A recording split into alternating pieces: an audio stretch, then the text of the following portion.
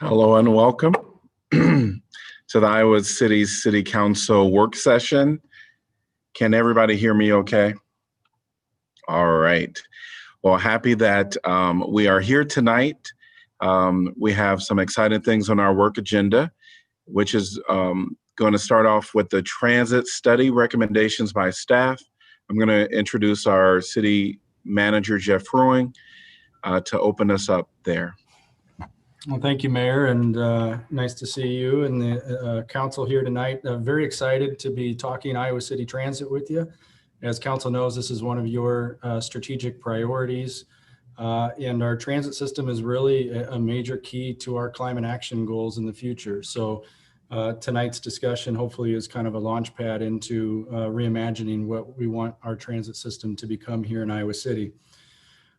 Just a couple of comments. One, we do have some pretty ambitious goals, and you're going to hear about those in tonight's presentation.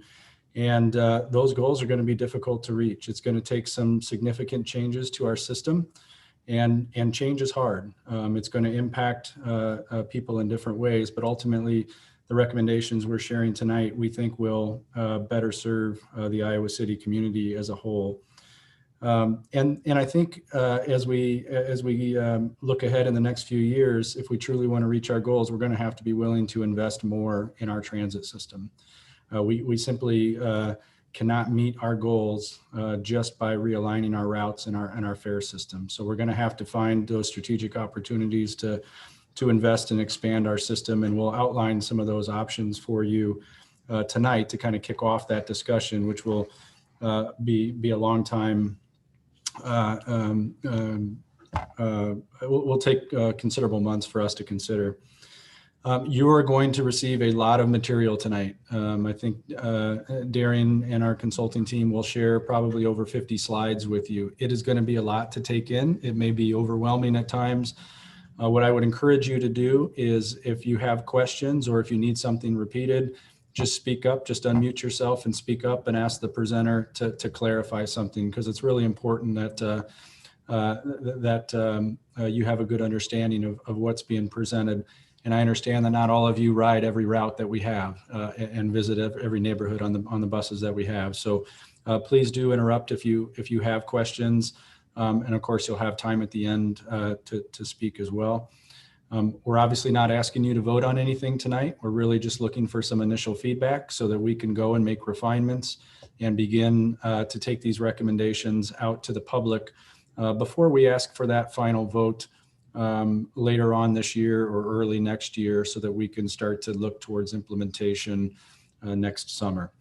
So with that, I'm going to turn it over to our Transportation Services Director, Darian Nagel-Gamm, and she's going to kick things off tonight.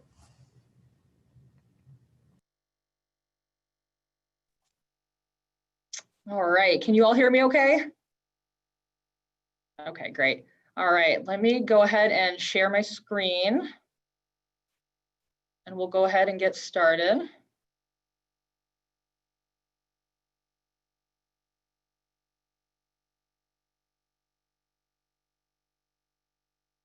Okay, can you all see my screen now? Okay, great. Okay, excellent. Thank you so much. All right, so very excited to be here tonight. Again, I'm Darian Nagel-Gamm. I'm the Director of Transportation Services with the City of Iowa City. And joining me tonight is Thomas Whitman with Nelson Nygaard, a transportation planning firm. And Thomas has assisted well over 30 communities, small, big, any size throughout the United States, to reimagine their transit system, and including right here in Iowa. He helped out with a very successful transit system redesign in Ames. So although Thomas may not be from Iowa, be rest assured now that he has worked in both Iowa City and Ames. He is well aware of our friendly in-state rivalry. So that was fun to introduce him to that. And so what Thomas and I are going to do tonight is we're going to walk you through the recommendations from our transit study. So I'm just going to give you a brief rundown of what's on our agenda for tonight. First and foremost, we're going to talk to you a little bit about the background, just real high level, talk to you about our transit service in Iowa City. We're going to give you a bit of a project refresher. It's been a few months since we've spoken with you directly about the transit study, and it's taken a little bit longer to get through it, of course, due to COVID. We had to kind of press pause while we were working through pandemic operations. So we thought it would be good to give you a refresher on where we're at today and how we got to the recommendations you'll see before you tonight. We are going to present the preferred alternative, which is really the recommendation for the transit system redesign. And of course, that's using all of our funding, our existing funding that we have today, our staffing, our buses, and all of that public feedback, that great feedback we got through our public input process. And this is the recommended changes to our system that we'll review. We also will talk through some recommendations regarding our stop infrastructure. We'll talk through what we're calling the vision for transit, and that's really, you know, of all the feedback that great feedback we got from the community, how we've sort of translated those into 9 potential enhancements for transit or for mobility in Iowa City that are really outside of our current funding and our current funding, our staffing, and our, you know, our level of equipment that we have. But we'll be providing an overview of what some of those enhancements might be. And fare policy will be the next thing we'll just discuss really briefly. Really, we took a deep dive into our fare policy within the city of Iowa City and across the metro area, and really looked at ways we can improve the experience for our customers and bring those fares and fare policies in better alignment. And then last but not least, we're going to discuss the next steps and where we go from here. So I will kick it off with some background. And again, this is just a real high level information on our transit system. So today we have 26 routes. We have over 600 stops in Iowa City, if you can believe it. There's 600 places where people can board and hop off transit. That boils down to 20 routes on our weekdays. Our service hours are from about 6 in the morning to, we run about as late as 11 o'clock on weekdays. And that's just a few routes. We really only have about 4 routes that run that late. Really, most of our routes currently wrap up around 6 or 7. And then on Saturdays, we run 6 routes on our Saturday service, and that runs from about 6 to 7 p.m. And of course, at this time, we don't have Sunday service.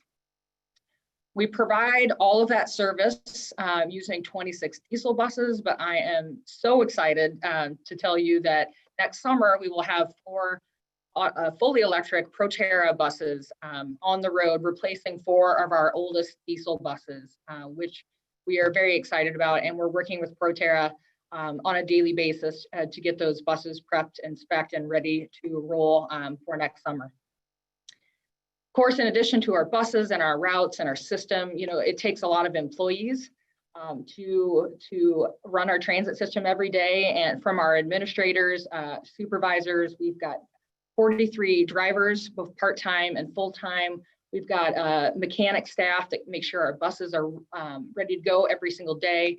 We've got maintenance staff, which helps keep our facilities and our buses sharp, clean, and now during the pandemic, of course, you know, disinfected. That's a big priority shift in this year. And we also have customer service representatives who really help us with our customer service. Anything that the customers need, call in about, have questions about routes.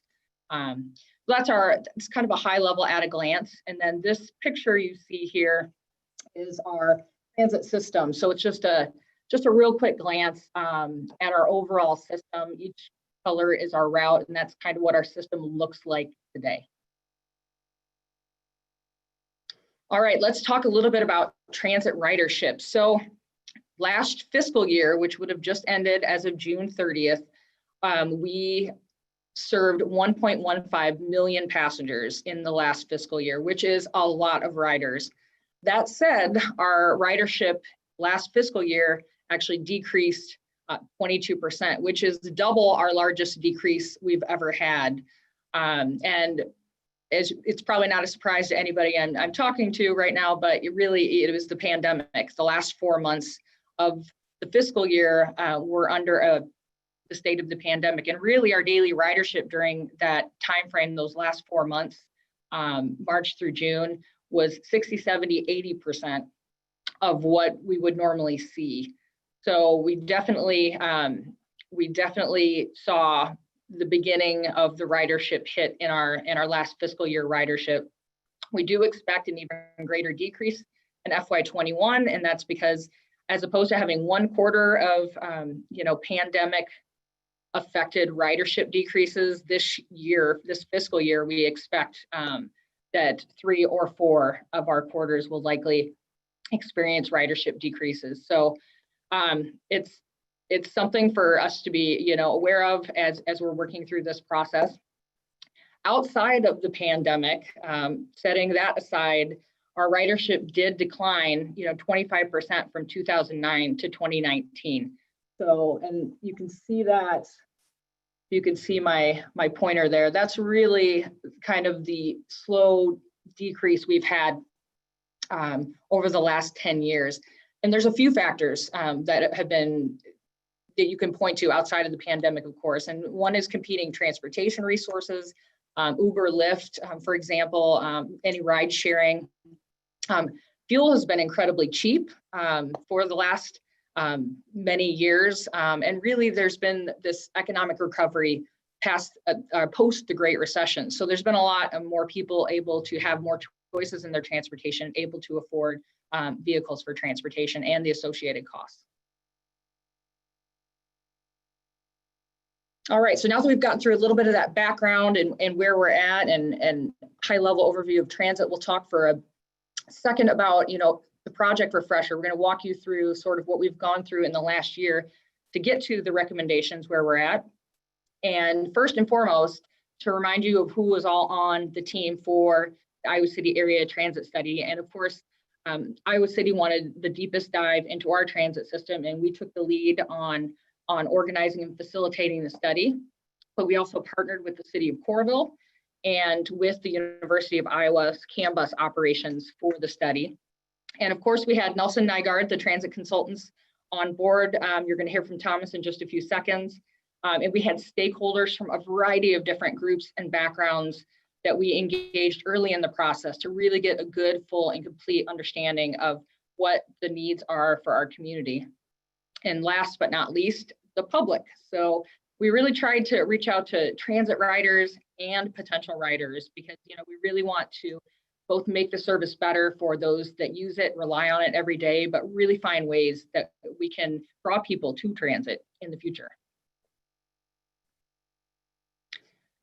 So goals of the study. All right, so I think we could basically boil it down to 4 main goals. And the first one is really to remove barriers to transit use. So one of the ways you do that is you provide faster, more frequent, and more reliable, more on-time service. And going through exercises such as this comprehensive in-depth analysis is the way that you find ways to get to those ends. So that was one of our major goals. We heard from the public, it's pretty clear that our system could be simplified in some way just to make it easier for people to understand. That can be a barrier for people to choose transit or to use it more.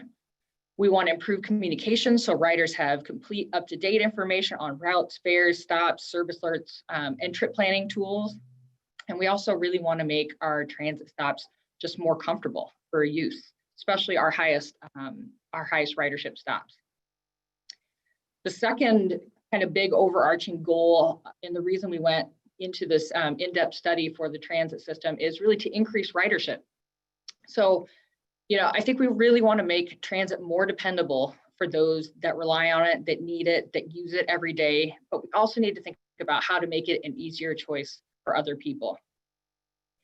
You've heard Jeff alluded to this earlier, and you've heard us throughout this process allude to our very lofty goal of doubling ridership in the next 10 years. So, the first step to a goal like that is to really take an in-depth look at your transit system, which is why we are where we are at today having this discussion. And also the Climate Action Plan calls for the shift of 55% of vehicle trips. So over half of the vehicle trips that you see every day out in the community, shifting half of those, over half, to more sustainable methods such as biking, walking, and transit by 2050 in order to meet greenhouse gas reduction goals. So again, another lofty goal that can be achieved. And the first step really is to just really evaluate your transit system.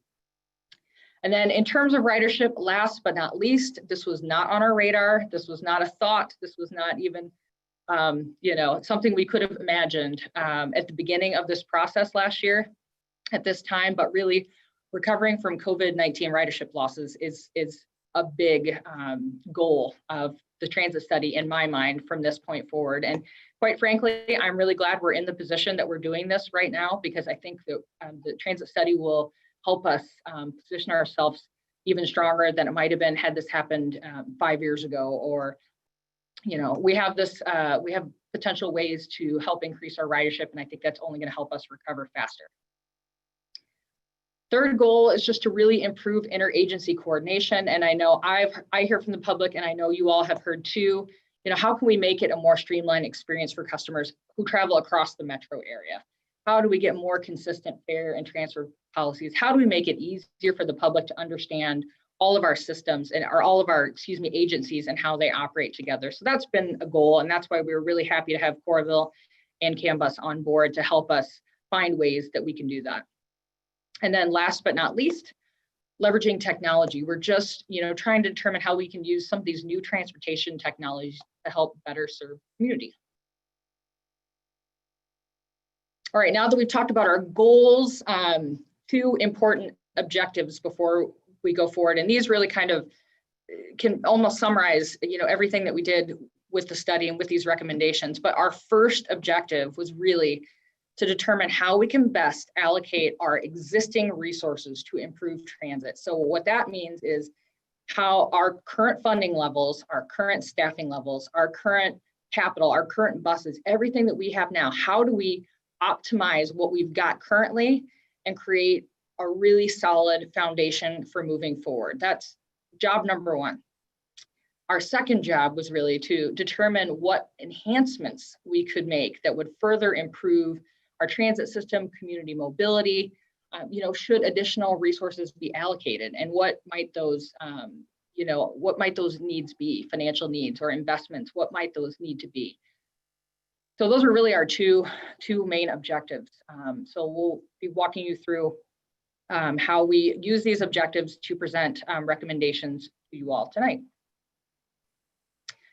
And with that, I am going to turn it over to Thomas Whitman, who is the lead on the team that has been shepherding us through and the community through this process for the last year.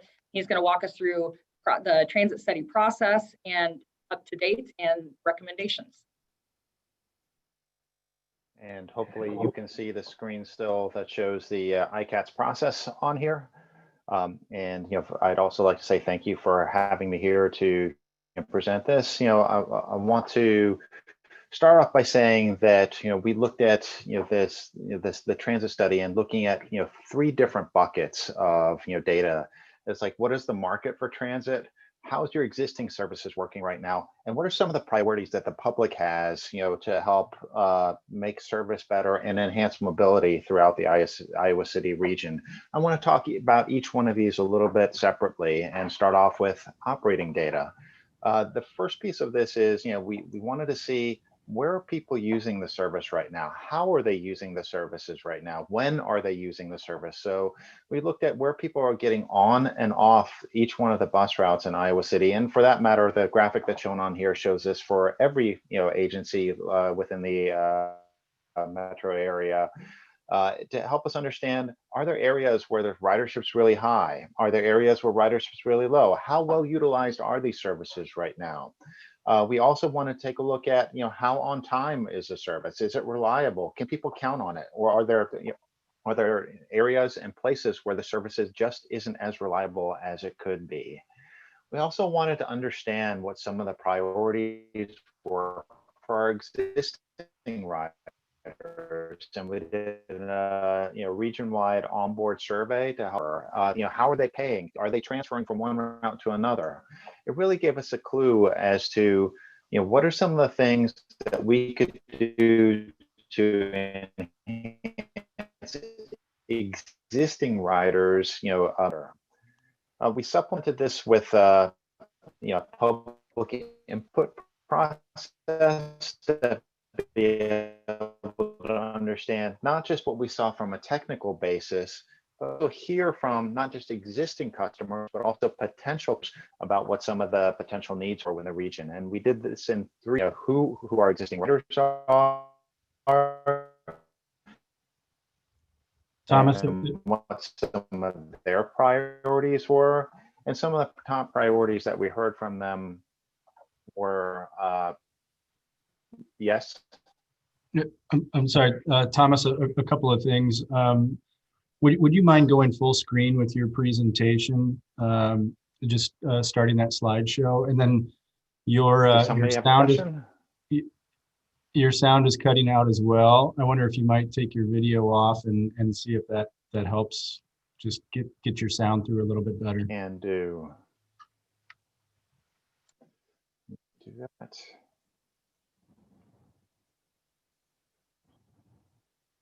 Come on.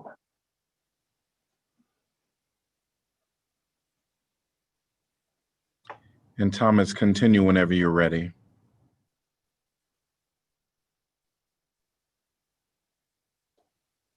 Share screen, stop.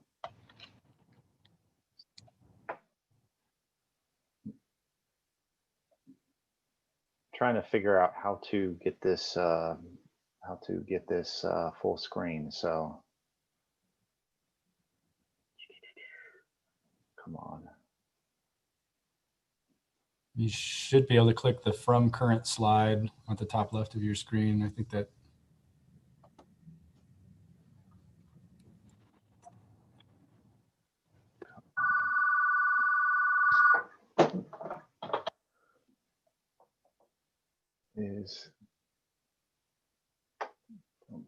Is it full screen right now? No. Jesus Christ.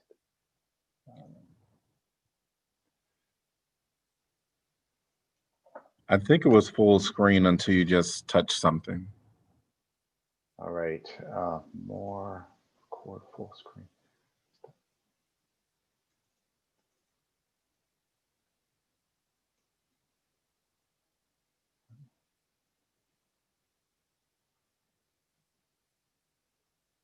Let me stop share. Share screen.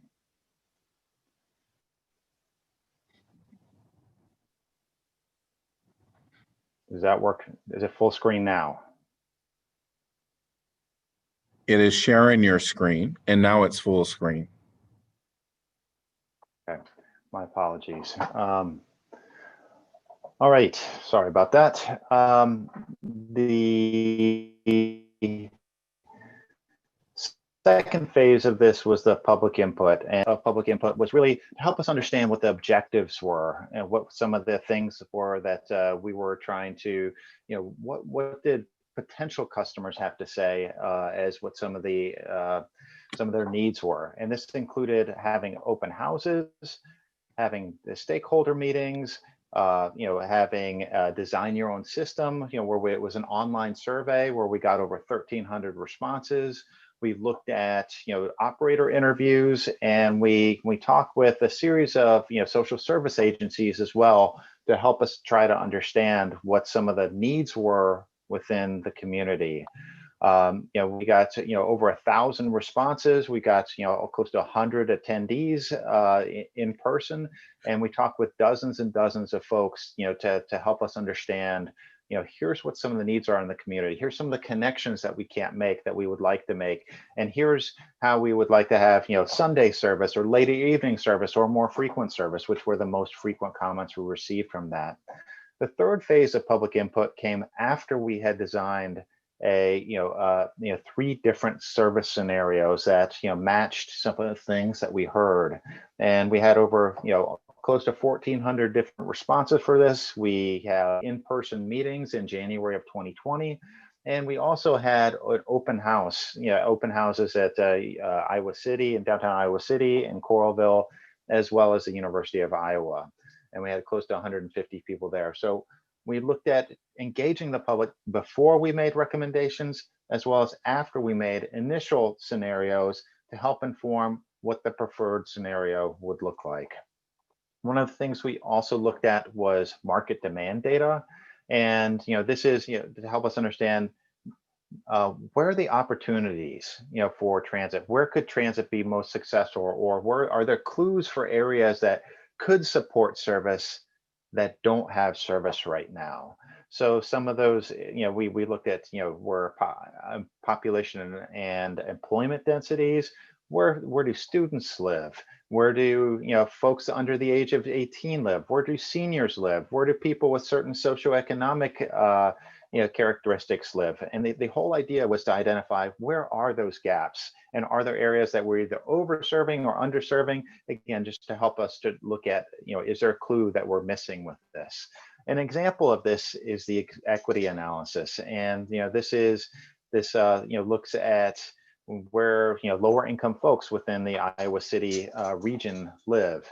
And it's in this case, anything that's darker brown indicates a higher concentration of lower income folks, and it includes some of the areas around the apartment complexes in south of University Heights, as well as around the downtown area. And this gives us a clue. It's like, where's some of the needs that we have within the system, and are we serving these areas appropriately right now?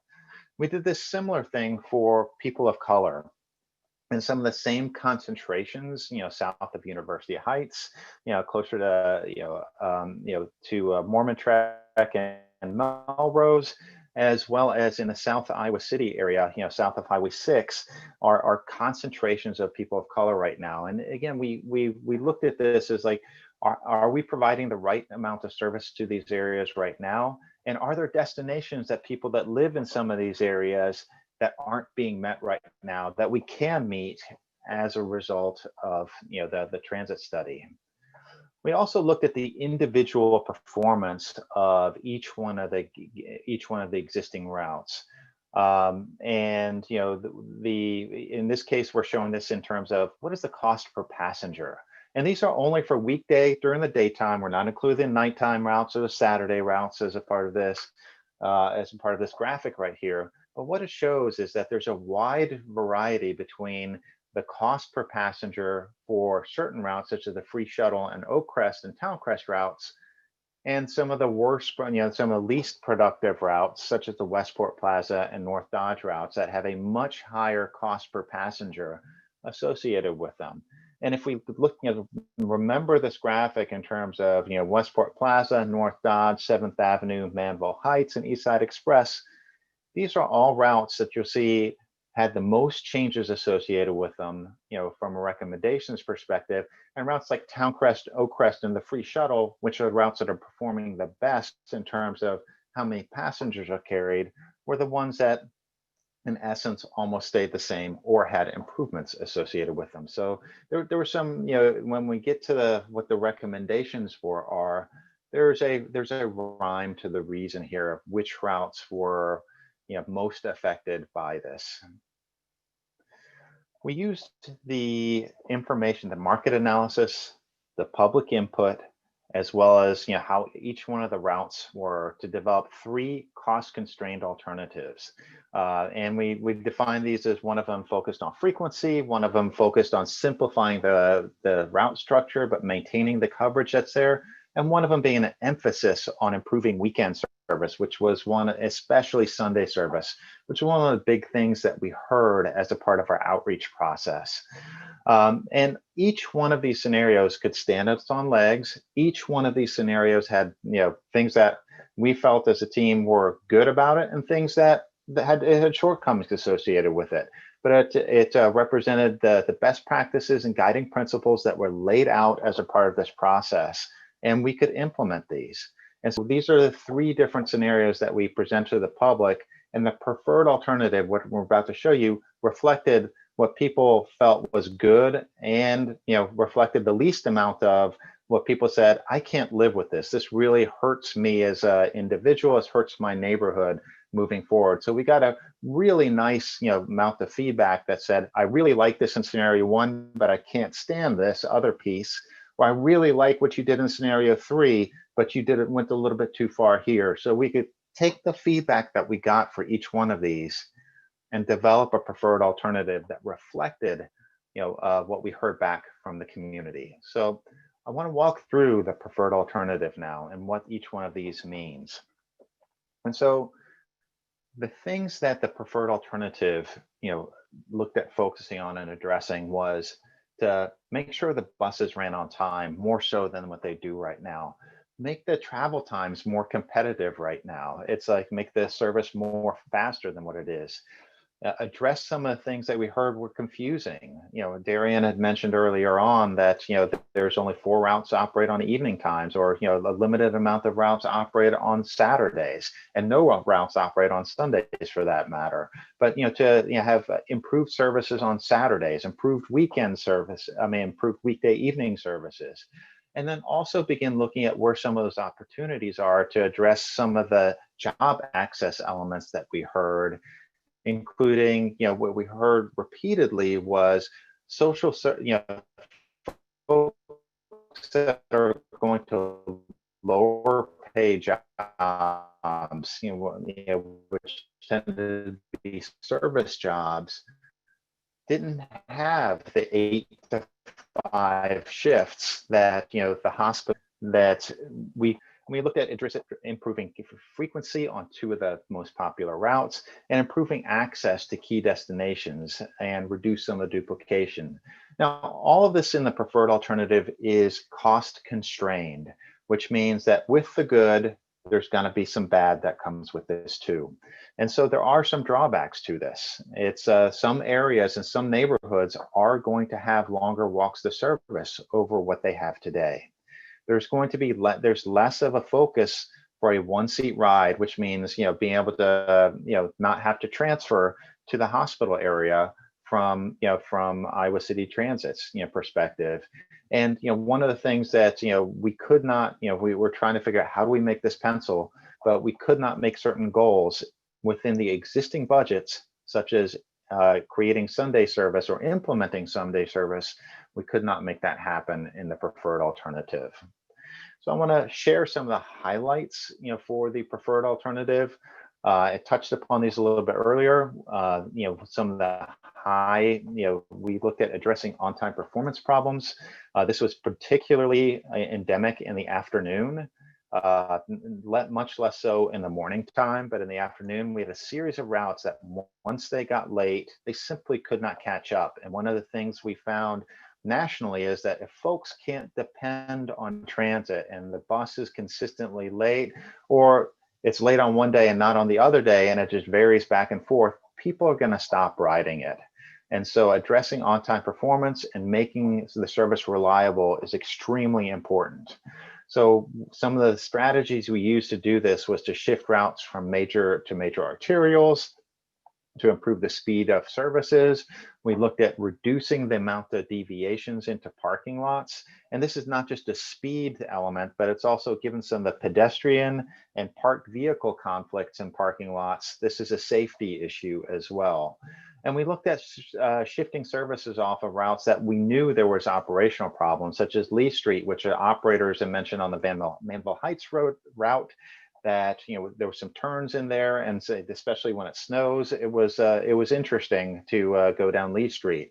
And there's also roads that we knew that was heavy congestion, such as Newton Road, where buses were consistently getting bogged down and not being able to recover later throughout the day.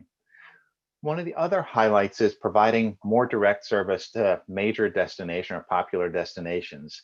And this is, it could mean anything from service from neighborhoods such as Pheasant Ridge in West Iowa City to the Walmart-centered commercial area on Highway 6. This is one of the big things we heard is like, how can I get better access, not just to jobs, but to also to be able to take care of business. If I don't have a car, how do I get to areas where I can buy something more than just a grocery store?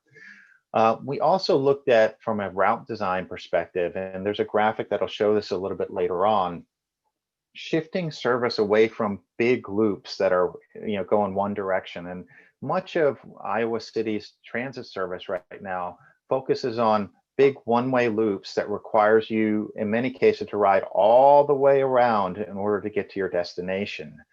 And this is a disincentive for existing riders. And in some cases, there's like 3 routes in one area. But if you look at, well, one of them is only in one direction, the other one's in the other direction, and one of them only operates during midday, you have 3 different patterns to try to understand when you're only trying to serve one neighborhood. And so by making a one route structure that shifted away from loops to bi-directional service, so you could say, if I get, catch a bus at this stop in my neighborhood in the morning, I'll return across the street, so it's a little bit easier to understand.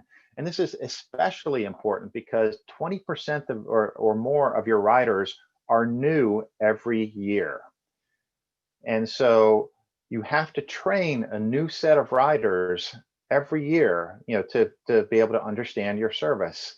And the easier make it for folks to say, I can understand where I'm going to go and how I get back home, the more likely it is somebody's going to take that leap of faith to say, I'm going to use the bus today to try to get to where I need to go. One of the other elements, highlights of the preferred alternative is increasing frequency on some of the core routes. And, there was a couple of routes that really stood out in terms of, being good. And this, in terms of how much ridership they had. And we look at as a part of the preferred alternative to having a bus every 15 minutes from the Oak Crest neighborhood. There's a cluster of, massive cluster of apartments to both, the University of Iowa campus and downtown Iowa City. So that we'd be looking at improving service from every 30 minutes to every 15 minutes on the Oak Crest route in the morning peak and the afternoon peak. And likewise, we'd be looking at improving the service on the downtown shuttle, the free shuttle, to every 15 minutes throughout the day. It's 15 minutes most of the time, but there's these gaps that it's like 15 minutes for 2 hours, and then there's a 30-minute gap. And so we'd be looking at creating consistency here so that if folks say, I want to pick up the shuttle, I know that it's going to be there every 15 minutes, rather than say, is this the exception to the rule? We want to make it easier to understand. We're also looking at creating a new 20-minute peak service to the Lower Muscatine route. This is what's currently called the Mall route that serves Kirkwood Community College and South Iowa City. So, improving frequency in there, responding to both some of the residential development that's occurred there, as well as the requests from Kirkwood Community College to say, we'd like to have more frequent service. We have this partnership that we'd like to continue and, with University of Iowa. It's like, how do we get folks between our 2 campuses more effectively? And, by creating additional frequency, we can begin doing something like that. The last piece is, we wanted to improve Saturday service. And, so every route, with the exception of the free shuttle and, the high school oriented routes, would operate on Saturdays instead, in addition to weekdays. So this is also an improvement on frequency, not just on a weekday, but also a tremendous improvement in quality of service for patrons and potential patrons on Saturdays. This goes into the last bullet here, the simplifying routes. There's 26 different routes in Iowa City right now. I've worked in dozens and dozens of systems for a community this size. 26 routes is a lot. And one of the reasons is that there's a different route for weekday evenings and on Saturdays. And we will look at simplifying the service so that somebody who comes new to your community can say, I have to learn one pattern to get from my neighborhood to where I need to go. And so we'd be looking at not having consistency of weekday evenings, weekdays, and Saturdays. We'd also begin looking at keeping routes on arterials rather than going into neighborhood streets. Again, so people don't feel like, oh my God, this bus made a turn into a neighborhood that I've never been into. Am I going in the right spot? And certainly that's a fear with the current big loops that are happening right now. Will I get to where I want to go eventually? I think one of the last pieces is that we wanted, currently all routes have a name. And we wanted to say, let's supplement the name with a number so that folks could understand, it's the number, that the number 7, south, Lower Muscatine route, rather than the mall route. And this is important because right now there's a lot of routes that have very similar names: West Side Drive, West Winds, West Hospital, Westport Plaza, all start with W. And I know when I started looking at the system, I got very confused, and I've been doing this for 25 years. And like, how is somebody that doesn't think about this on an ongoing basis, how do we not confuse them with very similar sounding names? And so adding a number to this is just another way we can make this easier for them and simplify things for potential patrons. So I want to give an example of what, this is on the right-hand side. It's a map of the daytime routes. This does not show the week, the evening or Saturday variations of this, but this is where service goes right now, the orange lines. And it looks like a nice spaghetti is the best way to put it. Circuitous routes, service on neighborhood streets. There's multiple routes on top of each other, and there's different alignments by different times of day. So this is what it looks like today. And this is what the preferred alternative, looks like. Half the number of routes, yet serving almost all of the same area. And I want to walk through the recommendations for each one of these potential routes and each one of these potential recommendations, and do this so that we show what the routes look like. We show a brief description of what the highlights of that would be, and also begin looking at what are some of the drawbacks to it. How many people would be negatively affected by this potential recommendation. So I want to start with Northeast Iowa City, which would be served right now by routes 2, 11, and 7, and route 3, which is a high school route when high school is in session. So the North Dodge route, is very similar to today's North Dodge route, each one of the Court Street, the Court Street route stays on Court Street, and extends a little bit further east, and the Rochester route also extends a little bit further out to Scott Street. And I'll try to do this without the benefit of the graphic, but in essence, the route 2, the Court Street route, consolidates the existing East Side Express and Court Street services, and improves the midday service from every 30 minutes to every 60 minutes. And anyone who's using the East Side Express right now, which on the eastern edge of Court Street, would have their service during peak times also improved from a bus every 60 minutes to a bus every 30 minutes. The extension of the Court Street route would have a new terminal loop at Frauenholz Miller Park, which is currently served by the East Side Express.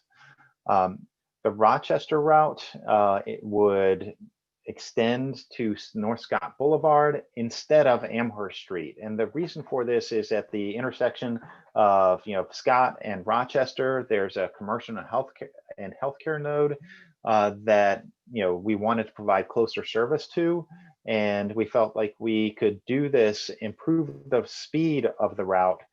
Even though it's a little bit longer, Scott Boulevard's a little bit faster, than going on the neighborhood streets, and serve more people and extend the reach of who we might serve as a part of this. In Route 7, we looked at truncating it, one of the deviations on this in the Prairie du Chien area, to improve on-time performance and serve the ACT campus during the morning times and the afternoon peaks only, and continue out to Pearson for every other trip throughout the day. The frequency of both Route 11 and Route 7 would be no different than what it would be today. The East Side Loop, which is designed to serve middle school and high school kids, would remain as is today. So what are some of the impacts on existing riders? And this map shows what the existing quarter-mile walk shed is from today's stops, and any shading you see in red indicates houses or areas that were previously within a quarter-mile walk shed of an existing stop, and how many, and the little bubble represents how many riders were in these areas that would have a longer than quarter-mile walk as a result of this recommendation.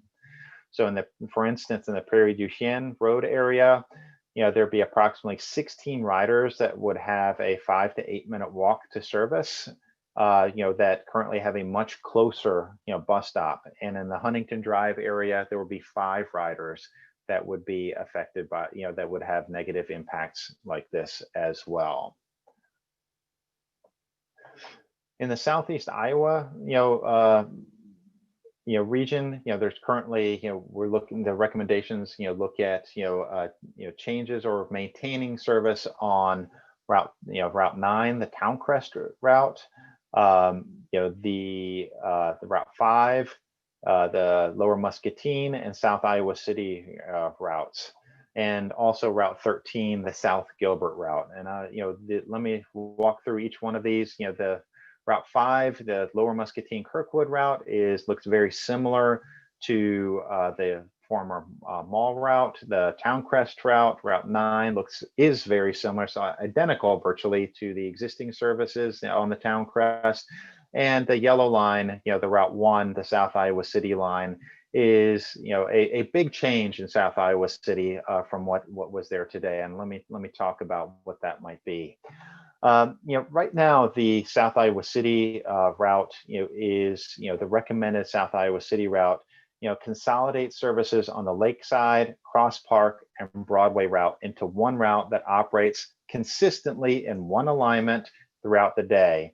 The Cross Park route only operates during midday. The Lakeside route only operates during a portion and operates only to some of the residential areas in South Iowa City, and the Broadway route serves the South Iowa City area in one direction only.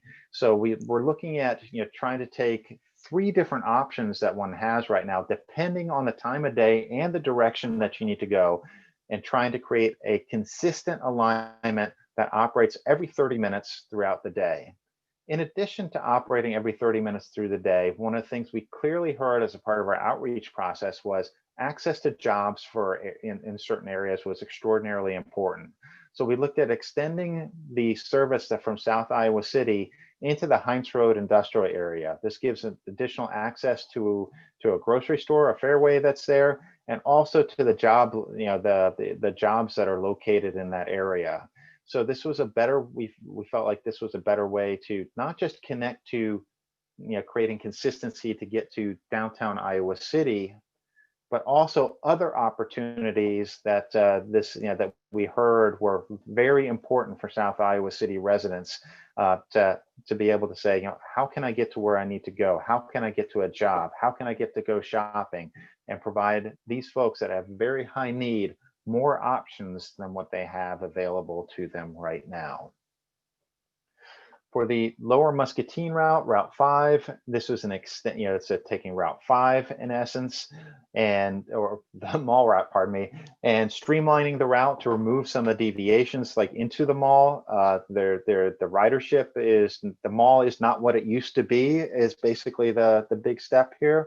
And but also look at how are there any other destinations that we should be serving with this? And we added 2 different destinations, the Corridors and the Bon Air Mobile Home Park.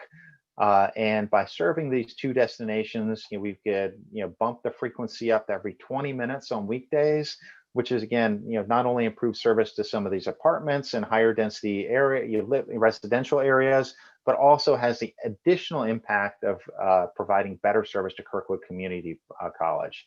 What it also does is that the Corridors runs its own bus right now from the Corridors to Kirkwood Community College to downtown Iowa City.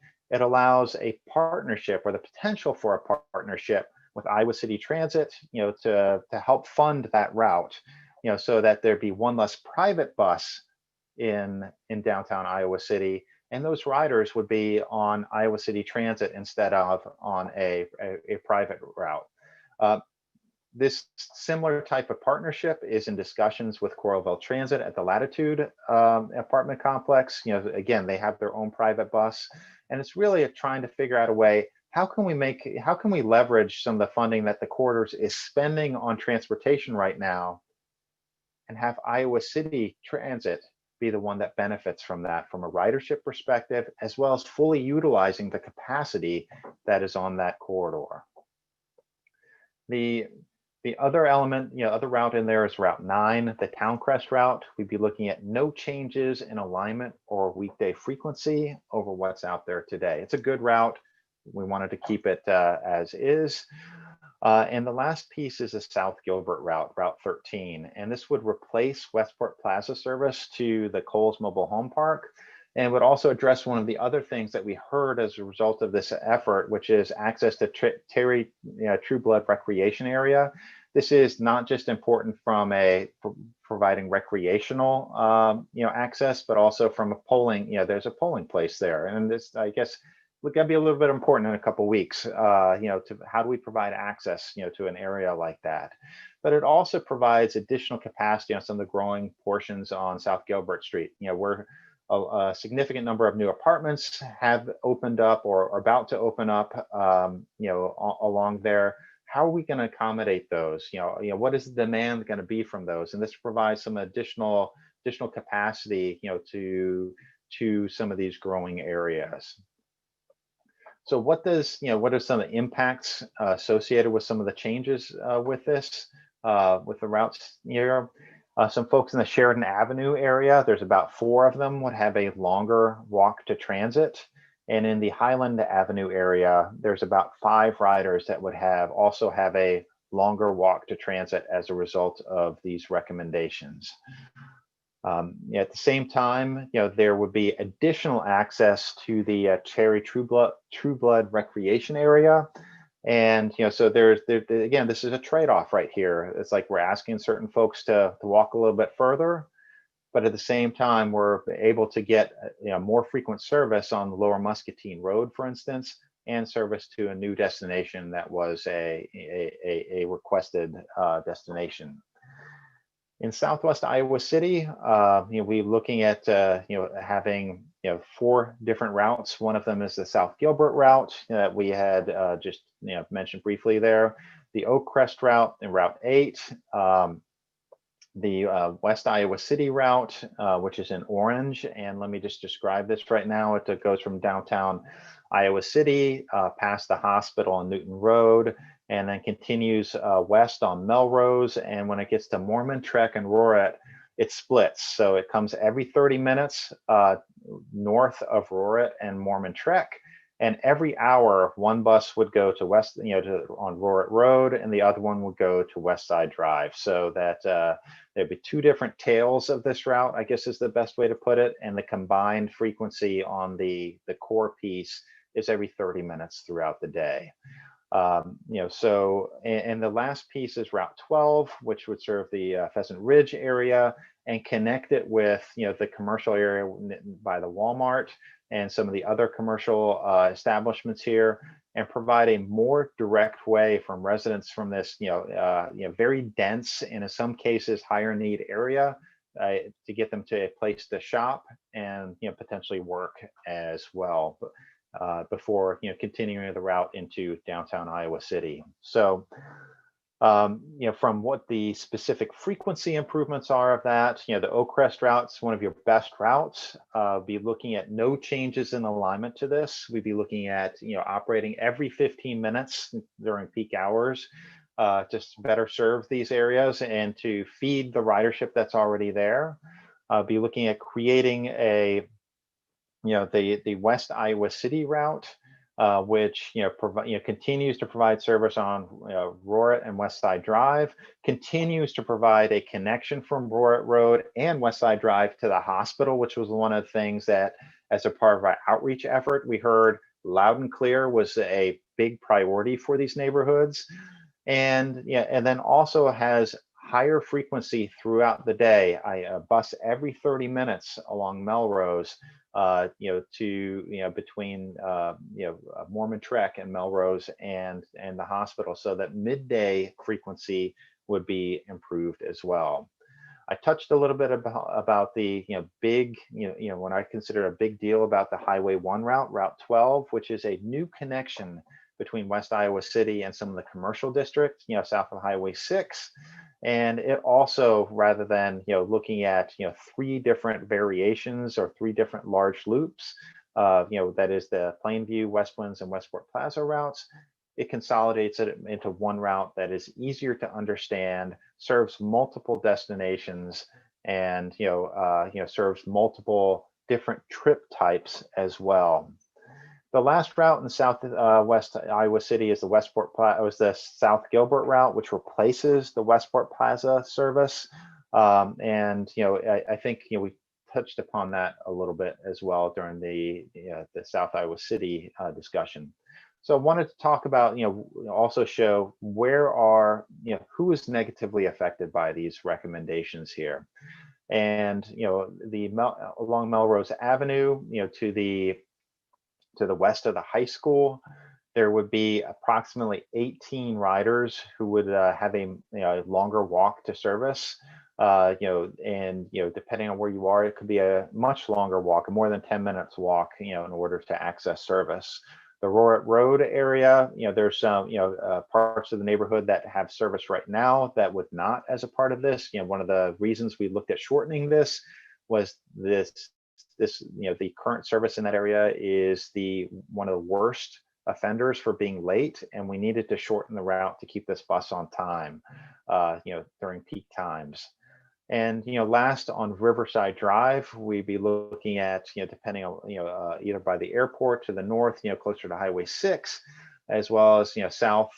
We'd be looking at up to an 8-minute walk to transit for up to 10 riders.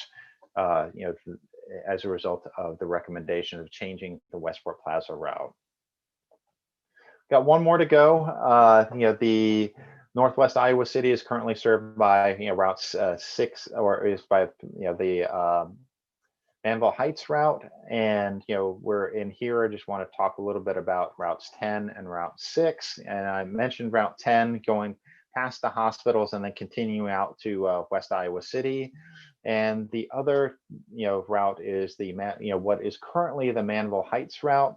We're calling it the Peninsula route, Route 6, and you'll see that it goes directly into downtown Iowa City rather than going into Manville Heights. And the reason for that is that Manville Heights has the neighborhood has very low ridership, and some of that ridership can also be served by CAN bus services.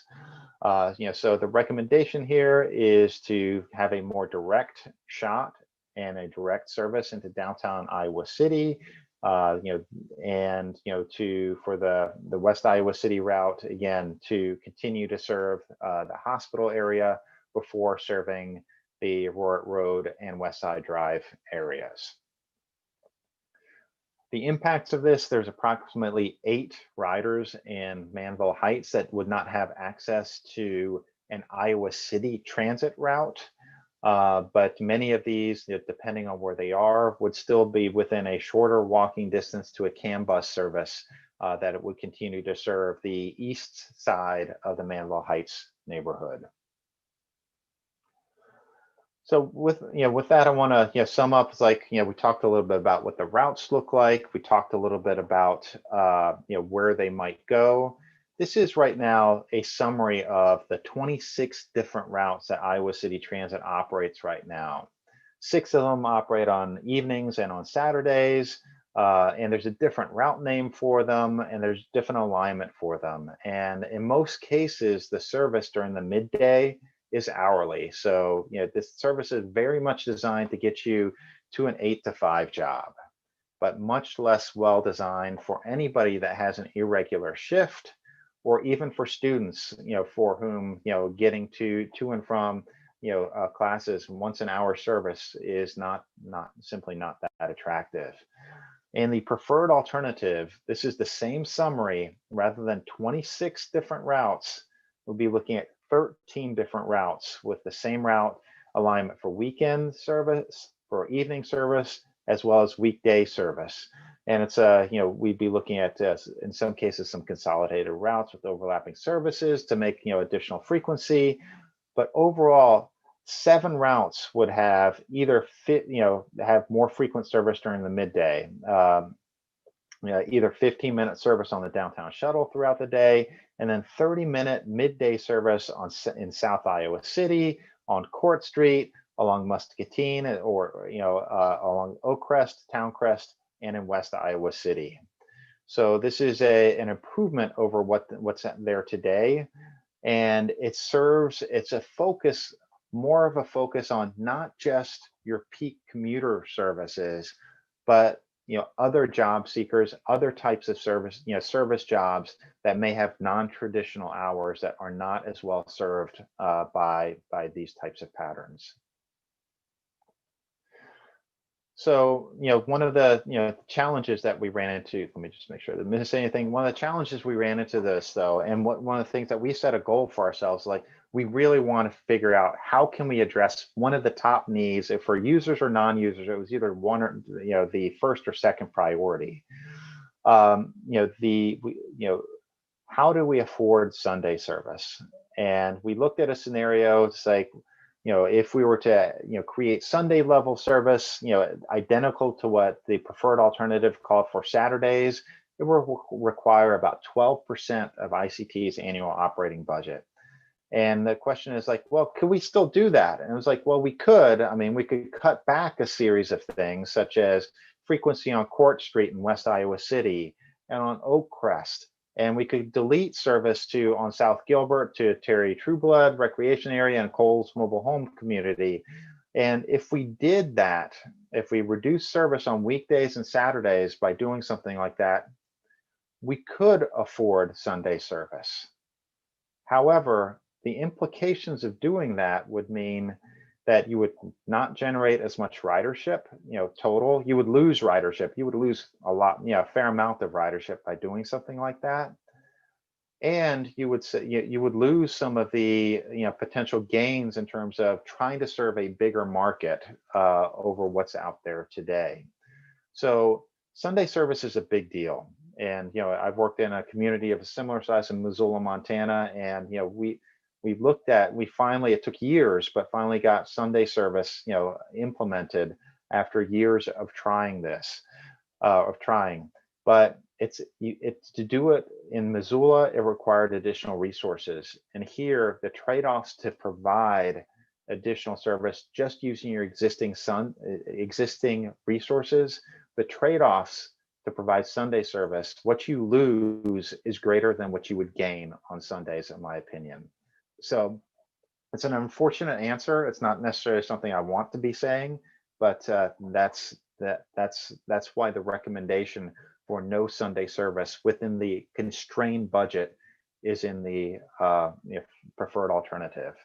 So that was a little bit negative, in terms of like, we can't do this, but there are things that we can do as a result of this.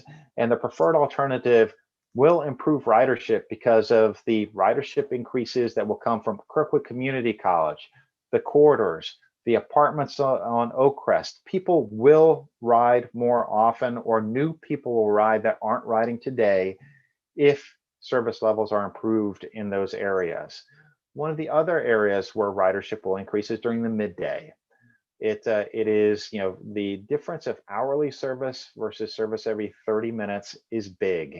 And not just that, you can get to a service job right now during the midday and get back home in the evening because the evening services have been improved and are more direct and become more, and are easier to access. So you could have non-traditional work jobs and still use ICT in order to get to there and back. And this is not just on weekday evenings. The same holds true on Saturdays, where the service levels, it's very bare bones right now. We'd be operating every route that all but 2 routes that operate on weekdays would also operate on Saturdays in the preferred alternative. We have better access to areas of high need. This is Pheasant Ridge to shopping, and jobs. South Iowa City to the Heinz Road employment areas, as well as an additional grocery store. And also, for all these areas, the additional weekday, evening, and Saturday service. By making the service more direct, less confusing, reducing travel times, it right sizes the system for where you are right now. And it sets you up for that next piece, which is, how do I address some of the things we heard about that we couldn't afford giving our additional resources, our existing resources, such as service on Sundays, such as service, to new areas that are growing, such as Sycamore, down Sycamore in South Iowa City. We can use this as a baseline and say, we've done the hard part, which is, or to say, service has changed, the needs have changed in Iowa City. Our route structure has remained the same for decades. We can make a change to reflect what the needs are right now and build upon that for the future. And that's what the preferred alternative looks to bring.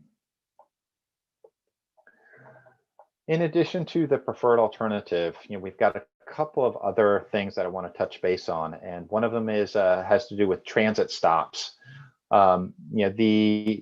One of the things that, when we were doing our field work and going around, it became very clear that, you've got a lot of areas where bus stops are very close to each other. In some cases, a tenth of a mile apart. On Oak Crest, for instance, was one of the places we measured. And this is one of the things that's always a trade-off, where it's like, what's more important, faster service on a bus or less walking for patrons to get to there? And depending on who you are, if you're using a walker, your answer is going to be very different than if you're an 18-year-old kid that's super spry and can walk everywhere. So finding the right balance is the real key here. But one of the things that system after system after system across the country has shown is that you can improve the speed of your vehicles and the reliability of your service by looking at consolidating some of the stops, so that to find that balance, to say stops shouldn't be 100 yards apart or 600 feet away or 200 feet away or whatever that number is. But folks will walk a little bit further, and most people are willing to trade faster bus service for a slightly longer walk. And so as a result of the transit study, we looked at opportunities to consolidate or relocate, or in some case add stops to improve speed and reliability. These are suggestions. These are, say, here's where you have opportunities. Darian mentioned there's 600 stops right now. 150 of them should be looked at in terms of, do we really need these? And I'm sure, like, at least a third of these are going to say yes. But it's an opportunity that you look at. It's like to say, we have an opportunity to improve our reliability, improves our speeds, to make this happen. It's not just about the speed and reliability. It also has to do with the dollars that you have available to you to improve your bus stops.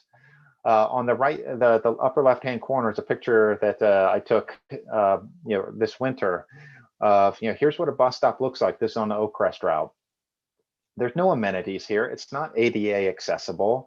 And the more stops that you have like this means that there's more stops you have to upgrade to ADA levels.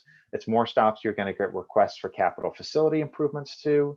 If we look at consolidating these stops, it means that we can concentrate where our capital resources go into areas where the stops are actually used effectively. We can, look at, improving, put shelters in places. We can look at better signage. We can put heating. We can put lighting. We can put real-time information in some of these shelters. And the difference in quality of waiting, for instance, in the stop to the upper left, to the stop in the lower left, it's like night and day. And it's like, where would you as a user feel more comfortable, standing and waiting for a bus? So this is why consolidating stops, it's not just about improving speed, but then being able to focus resources in those areas that need the investment to improve, so that bus riders feel like they're valued and they don't feel like they're, you know, literally standing on the side of a road, you know, unsheltered. One of the other elements we looked at this, and Darian also alluded to this, was the vision for transit. And this is, you know, we, in talking to the community, this is one of the hardest things about, you know, doing these types of plans. There's always more need than there is the resources to be able to do something. And so, you know, that the need exceeds the funding. And so if we were to say, you know, what were some of the big priorities that we heard, or, you know, that's like, what can we do to improve transit? What can we do to improve mobility within the region? And there's a couple of things that came up, and we have 9 different, you know, potential recommendations for this. And it includes, you know, we'll go into fare free Iowa City Transit service. That's I got a discussion on that a little bit later on. But improve, you know, increasing the number of corridors where there's a bus every 15 minutes, not just during peak time, but during the midday as well. Implementing Sunday service, improving Saturday service so it operates earlier and later. This was you know, one of the things that existing riders said was very important. Having service that goes later than 10 p.m. Either, you know, with on weekdays, or, you know, for anybody working in the restaurant industry, how does a dishwasher get home, for instance? You know, these are really important things. You know, it's like, so looking at what are some of the lower cost ways to be able to do this, and like an on-demand, you know, late night service, for instance.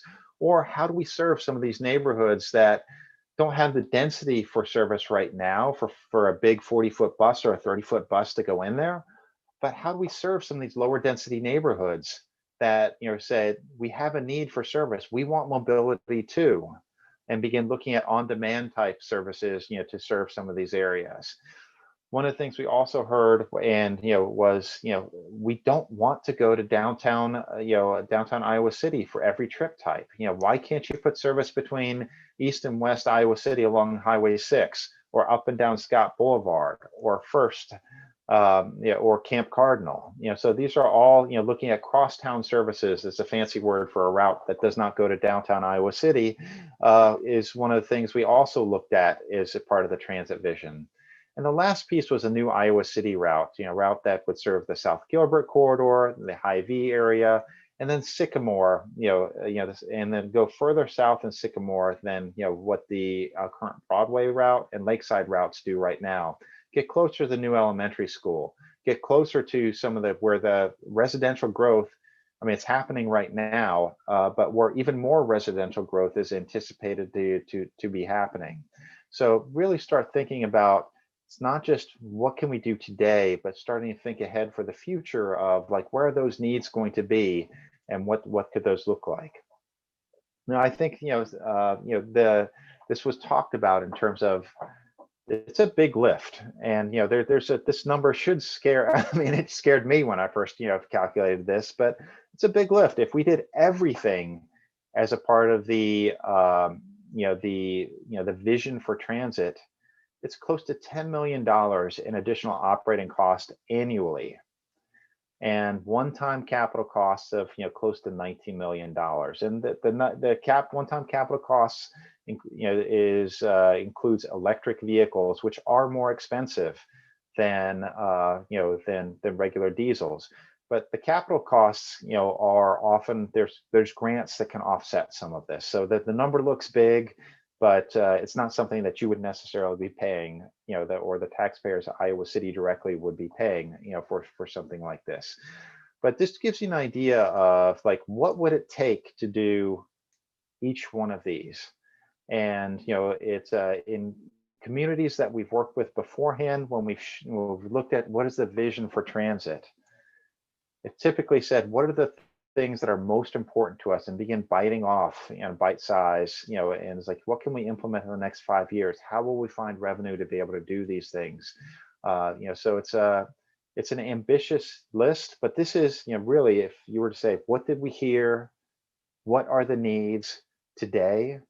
What are the needs in the future? And how do we meet the goals that you've set out for yourself to double ridership in 10 years? Here's a list of things that you can do in order to make that happen. One of the last things I want to talk about is the fare policy and the fare structure. And this is one of the things that one of the goals that Darian talked about was the improving the fare structure, making it easier to understand. And I wanted to give an example of this is the overall fare structure that includes Coralville Transit and Iowa City Transit. And you can see that there's 16 different categories, and only 3 of them have compatibility between Iowa City Transit and Coralville Transit. But there's a lot of options. And if you think about what an operator has to go through, it's like somebody flashes a pass or says, I'm only paying 50 cents. There's an opportunity for conflict here. And the other thing is, if I look at it, it's like, here's what the fares are. It's complicated. And if market research will show you that one of the things that prevents new passengers or new riders from using a service is they're scared of looking like an idiot when they get on a bus to say, I have no idea how to pay. I have no idea what my fare should be. Because is it $1? Is it 75 cents? Is it 50 cents? Is it free? I have no idea. Oh, it's 305. It's not free anymore. It was 10 minutes ago. So what I want to illustrate here is that there's some complications in what the fare structure looks like right now and what the compatibility looks like. So we looked at multiple different options to say, how can we simplify this? One of them was to say, do you need to have a fare in the first place? And so this is a big policy decision of should we begin looking at this? And I'll talk about the benefits of this and what other agencies have their experience has been, and also what the drawbacks are associated with this. The benefits are simplified administration. It's like there is a cost to counting the money. There's a cost to having fare boxes. There's a cost for staffing, to do this. Ridership and productivity goes up dramatically. Missoula, Montana, which is a system that I took fare free almost 6 or 7 years ago, their ridership is up 70%. This is pre-COVID numbers. This is February 2019 numbers, up 70% over what it was when we started. That's almost your goal of doubling ridership right there. And the biggest thing they did was get rid of their fares. And they also have a parallel university system that operates there. So it wasn't just snaking riders from the university system, it was the community stepping up. It also has operational benefits. There's less time spent paying the fare, and the travel times are faster as a result. The on-time performance of Iowa City Transit's routes while they were not paying fare due to COVID, service was significantly more reliable than what it was beforehand. One of the things that Fare Free also shows is that people will change their patterns if the bus is fare free. There's no need to pay. Existing riders will ride more often, and new riders will be attracted to this. And if you look at some of the things we've seen in Chapel Hill, North Carolina, it's where University of North Carolina is, as well as Missoula, Montana, which is where University of Montana is. It becomes a part of the local fabric, that our buses are free. We can get to wherever we want to, and people will respond to that. The Chamber of Commerce has supported it. It's a matter of community recognition and pride. So on the other hand, there are some costs, that go along with the benefits. In the case of Iowa City Transit, for fixed route services, we'd be looking at between a 700 and 1 million passenger per year increase. Now, before 2019 or before COVID, the average baseline I would say is like you were carrying about 1.5 million passengers a year. So with this, you'd be looking at adding between 700 and a million, 700,000 and a million passengers as a result of this. And it will cost you, there's additional operating dollars. There's a couple routes you'd have to operate more often, and you'd have to replace the fare box revenue, which is about $1.3 to $1.4 million annually. And we'd have to buy a couple of extra buses in order to make that happen. But for an investment, a relatively small investment, you could have a massive increase in ridership. And it is by far and away, the most cost-effective way you can take that step toward meeting your goal of doubling ridership in the next 10 years. There will be implications on paratransit as well. So this is if the fare goes away on fixed route, the fare must go away on paratransit as well. And there's costs associated with that due to the increases in demand. So it's like they're a package deal. So it's transformational. It can change things, but again, there's a cost associated with it, and it's not just replacing the fare box, but you're going to need additional buses. You're going to need additional operating dollars to be able to do that. Intercity transit, which is what the system in Olympia, Washington, is a system we just took fare free in January of 2019, and in the first 2 months before COVID, ridership was up more than 25%. So this is, again, it's a huge opportunity to quickly increase the number of people using your services at a relatively low investment. But recognizing that is a big policy decision, we wanted to also look at what are some of the other options to simplify fares. And so, the goals, from a fare analysis perspective, we wanted to improve the passenger experiences, streamline fares, make it easier, and then also make it more affordable, for low income and disadvantaged populations. And what are some of the options we looked at right there? This is the same table that showed this is the recommended fare structure. And I think there's a couple of takeaways here rather than, just simply looking at every single line item on here.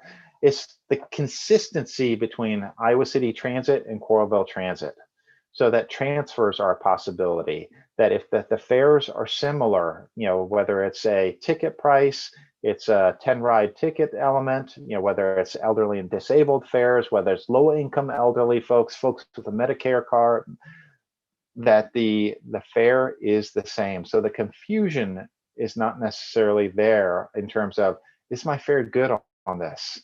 How does this work regionally? So this is, again, a way to improve legibility, simplify things, and make the regional fare structure easier to understand.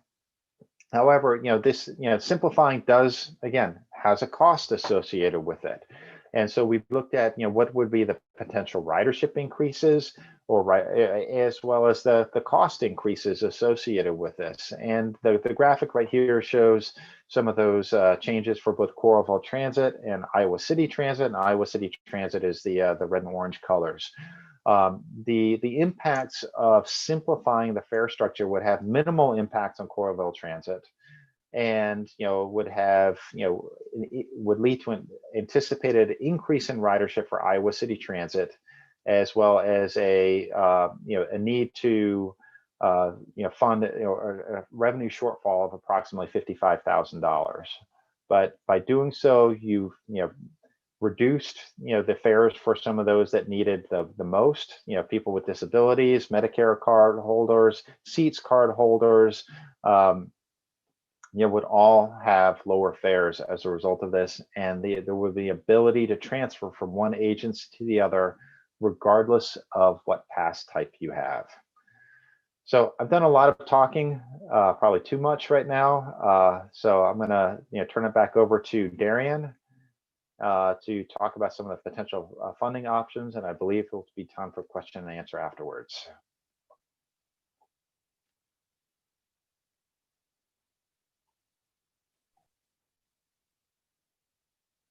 Okay, all right. I'm just getting everything situated. I hope you can see my screen now.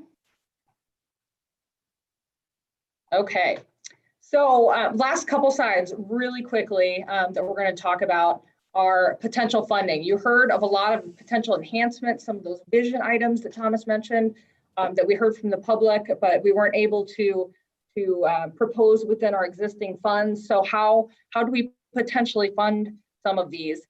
And our goal, our goal tonight is not necessarily to just figure out how to fund all these enhancements definitively, but really we want to just introduce you to that preferred transit system design alternative and really determine what enhancements you may be interested in moving forward.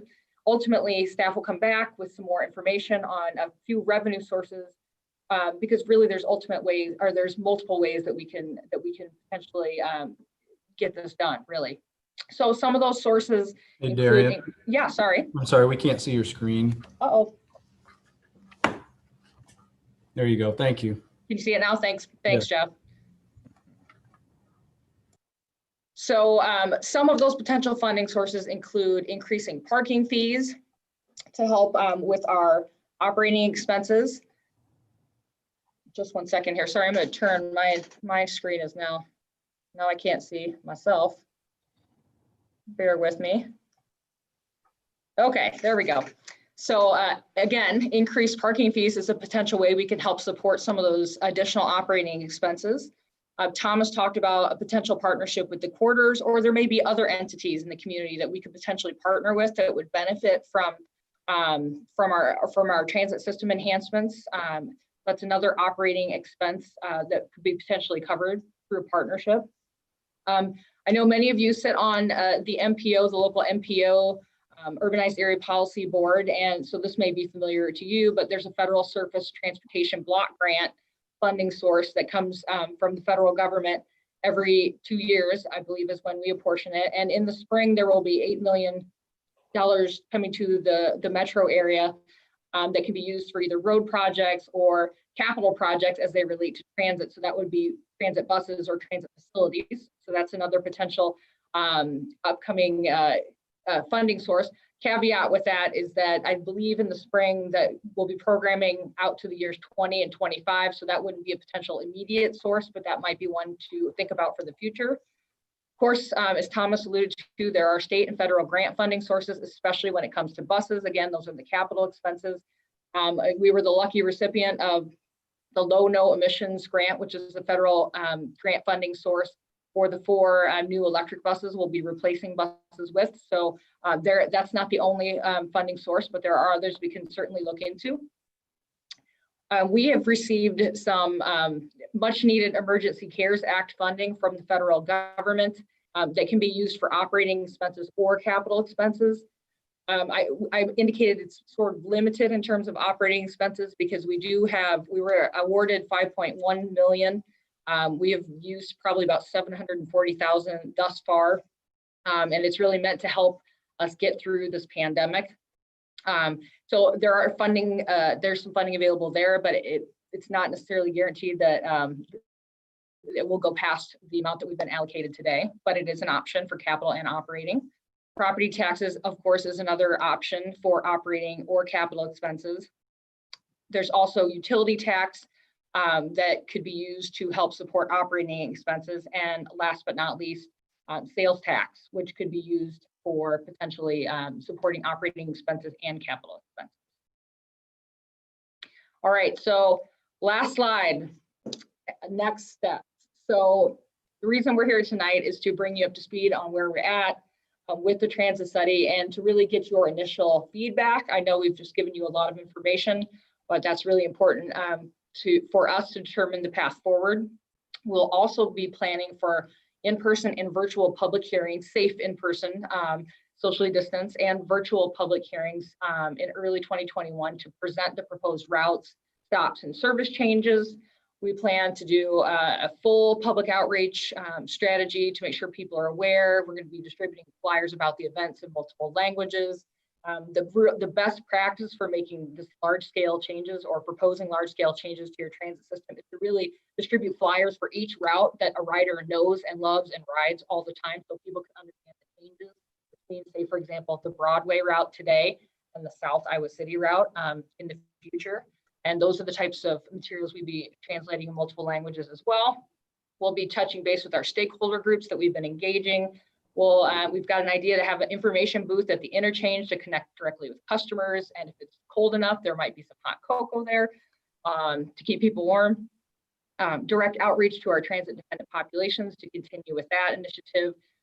digital outreach, legacy media, and on-bus annunciator messaging, which is we've been cleverly using new techniques during the pandemic to help remind people to wear masks, but we could certainly also use that to help remind people about upcoming transit changes. So we're going to be developing a phased implementation plan, field evaluating and finalizing all those transit stops, placements that Thomas talked about, those recommendations. We need to get out to all the stops and really take a look at all of them.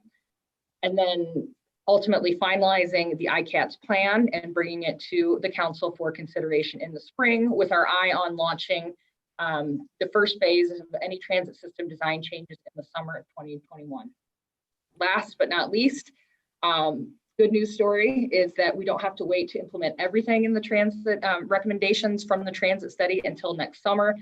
We really think that some of the fair and fair policy recommendations that Thomas walked you through to help bring Coralville and Iowa City in better alignment could be implemented sooner, and really when agreed upon by Coralville and Iowa City. So with that, I wanted to turn it over to the council, and we'd be happy to answer any questions or comments that you may have about our presentation or the transit study. Thanks, Thomas and Darian. And counselors, we have about 15 minutes before we have to stop for a break for our formal meeting. And so we'll have a hard, fast stop at 6:45. But this is a lot of information. It was a great presentation. So thanks to you and Thomas for really navigating us through this. I have lots of comments, but I'm going to defer to our counselors first.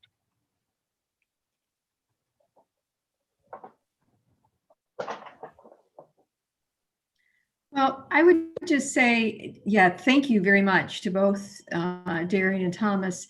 And as the mayor said, there is a lot of information here. I'm excited to delve into this a little bit deeper and to, kind of have the slides to go through at my own pace and review. So other than saying I'm really excited to see the input you've gotten and the strategies you've taken to try and meet a lot of the needs in the community, and your reasoning and rationale for some of the things that are not in there, which I think is also very helpful. I guess I don't really have any more comments at this point other than thank you. There's a lot here. I want to sit down and digest it and be interested in more conversation, maybe when we have a dedicated work session to this.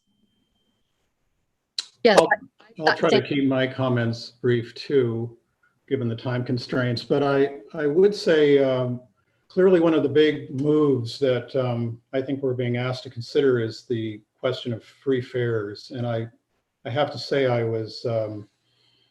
think if we're looking at this in a forward sort of way, with respect to climate change, quality of life, issues of equity, that a fare-free service is very attractive to me as a way of increasing ridership and making a statement about the direction we're going as a community. So that, I think in terms of that big vision, that certainly is a very compelling one. And then the question is, how do we pay for it? I certainly think trying to balance parking, for example, our parking rates may be too low. And so we try to incentivize what we want to incentivize and at least see if we can't rely on increasing our parking fees, which is all sort of within the transportation system to make that happen. Some of the other issues, I really like the route reduction. It's a much more legible system. There is more walking required. So I would again speak to making sure those walks are safe and comfortable. Topography is going to be an issue, I think, as well. And if we have a way of putting bikes on the front of the vehicles, the buses, and linking that those longer distances by way of bicycling, then that may not be quite as much of a hurdle as it would be otherwise. The numbering system is great. I think that's much more memorable and easy to understand as well. The transit stops, reducing the number, making sure they're attractive, comfortable, makes a lot of sense. That really speeds up the trips because you're not stopping as often. So you just need to make sure that that wait where you're waiting for the bus is a really comfortable and safe place to be, as was noted. So I think overall, it's a really impressive effort. Thanks to everyone who participated, and look forward to making action on this. I would echo that I thank you, Darian and Thomas, for the presentation. I was really excited to finally get this information, long awaited. And I think it was you, Thomas, or you mentioned that it's been decades. The system that we have in place is decades, and that's not an exaggeration. I know someone who drove bus over 30 years ago, and these routes are exactly the same, and the system is exactly the same as it was then. So it is high time for changes. And as John Thomas mentioned, you know, to go from 26 to 13, that's pretty amazing, and that's exciting. And it seemed like it's really very well planned out. And I appreciate the information. And we'll have to have some time, I think, to digest it and look at the financial aspect of it too. So thank you again.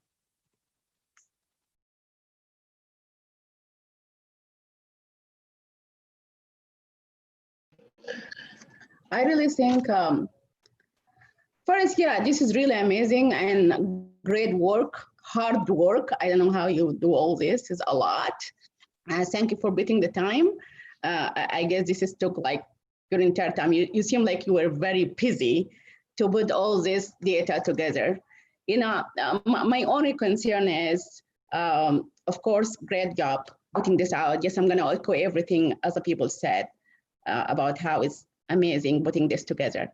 But, you know, I really concerned that I understand that you reduce the route to around 12 or 15, but my concern will be reducing a route. What about those routes? It's just like, what the people saying about this route that being reduced? And also just talking about improving the transit. When we first have this study to improve the transit, and we knew that this will come with additional fund.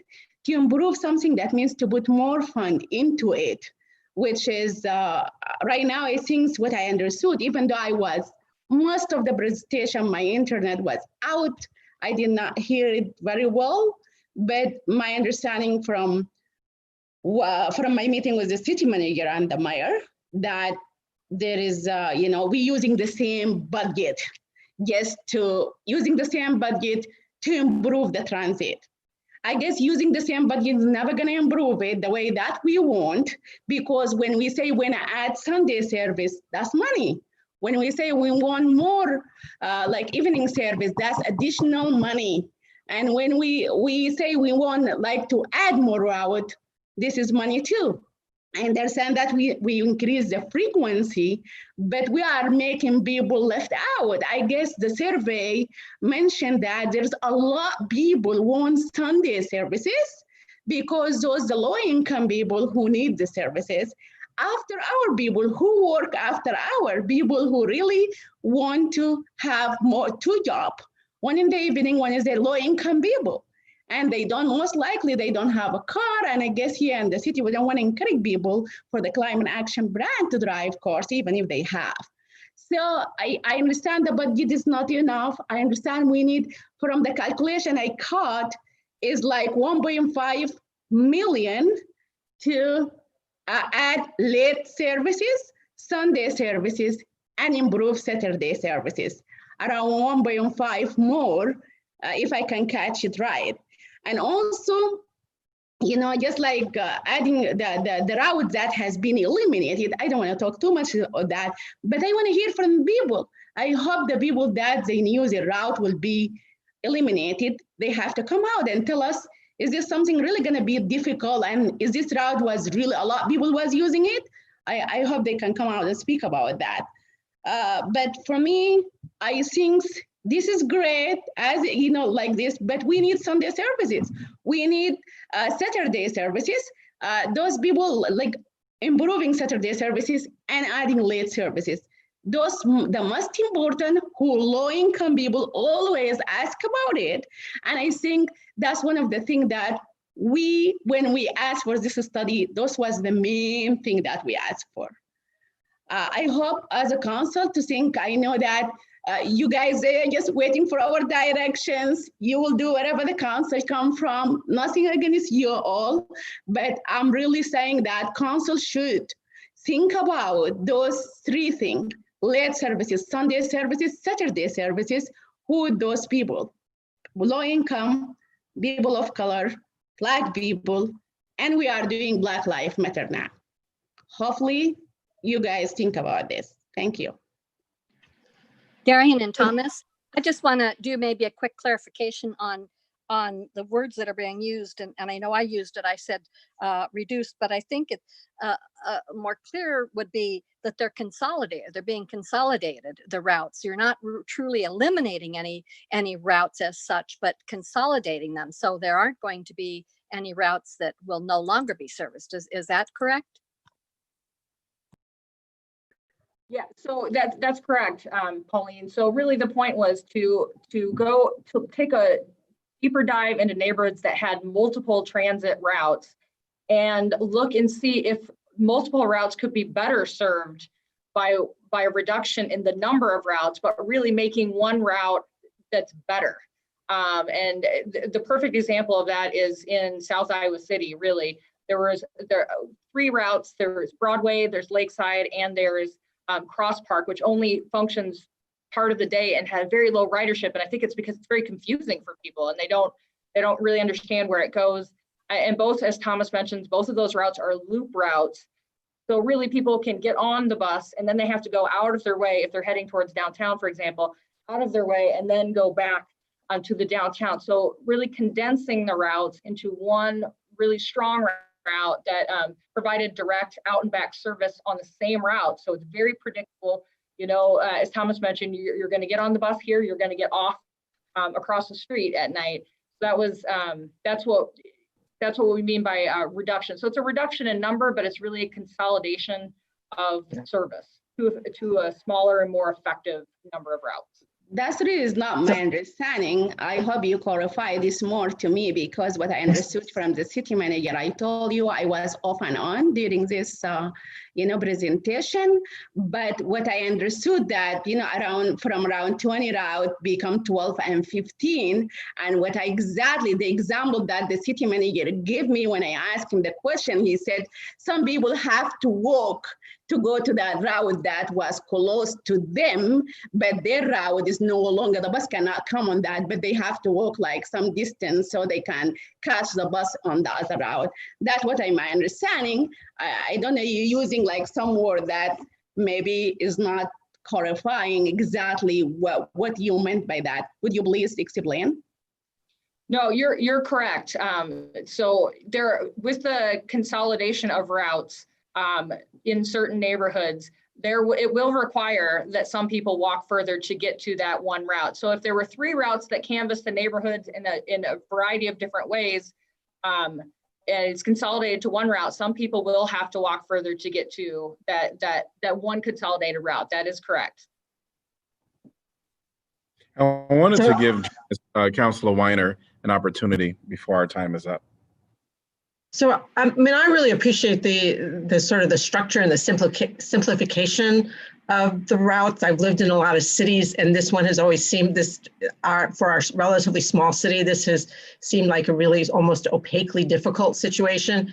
I concur with the notion that it can be intimidating to step onto a transit, any transit system, if you don't know how much it's going to be, or if you don't exactly know where it is or where you should get off. That said, what I heard from the beginning, from our city manager to the end from Darian, was sort of, here's what the current money would buy us. And here is what we can have in addition that we know you all want, but we just want you to know how much extra it's going to cost. And I believe that I also heard the city manager say, essentially, we need to think bigger. And I was really actually excited to see that there's a number of these services, such as Sunday service, improved Saturday service, late weekday service, that can be added on without additional capital costs. So I think it's a great starting point, and I think the framing of it for me, which is, as I said, here's the money we have now, and here's what we can do if we decide to invest more in it, is for me a very good way to frame it. All right. Well, we are at our 6:45, and what I'm going to say in regards to the transit study is I really believe that we have to think with the end in mind when we're thinking about this. We've already been taught, we've already been shown future improvements, and I really believe that those future improvements, council, we really should consider them now. That would involve Sunday services, late night services, whether it's on demand, whatever the case may be, as well as the free fare. So I'll leave it at that. We need to dedicate definitely a future work session to this. We're gonna go ahead and She didn't speak, Mayor. You oh know? yes, I'm sorry about that. We will allow Councilor Burgess to speak, and then after that, we will end our time here and go to the formal meeting. That's fine, Mayor. We can pick it up later. I agree with everything that all the other counselors said. Thank you. Sorry for the oversight. All right. All right. So we're going to go ahead and end our time now. Is there any pressing thing that anyone wants to mention before we go into our formal meeting? Any clarification of agenda will have to be done on the spot. Mayor, if I may, real quick, just for anybody in the public that may be watching, if I suggest to council, I think we'll have some work session time. Won't be a full session, but some work session time to continue this at your October 20th meeting. I think it would be good for our planning purposes, knowing that we have an implementation schedule and a budget presentation that we've got to pull together in the next couple months to follow up this presentation with the council discussion as soon as we can. All right, sounds good. I think the council is pretty much open to that. I see some nodding of heads. All right, great. We will see you all back at 7 p.m. for our formal meeting. See you soon. Thank you. Yes.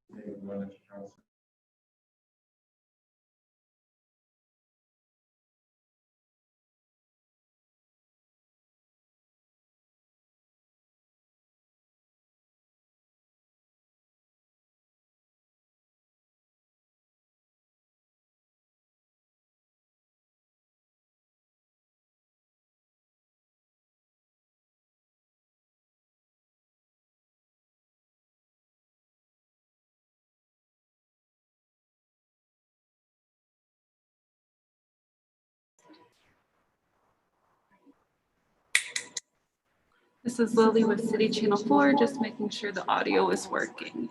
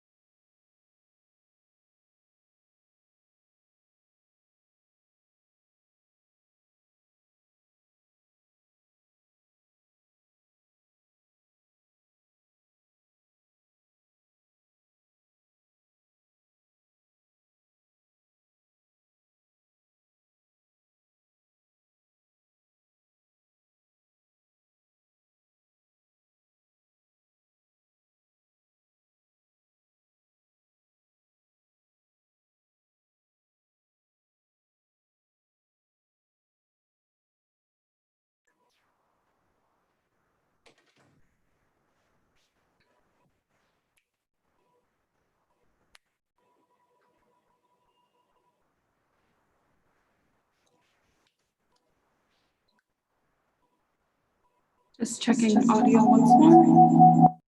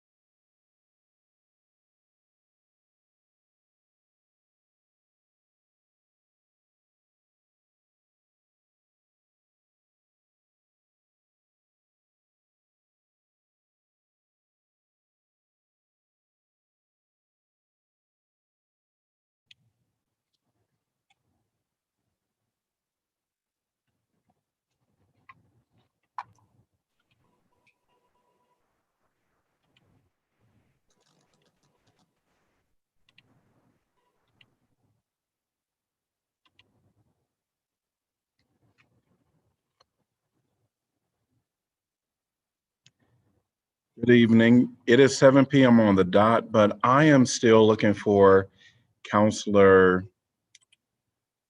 Yep, I see Counselor Mims, and now I'm looking for Counselor Taylor before we get started. And that you're listening to the Iowa City City Council formal meeting on October 6, 2020.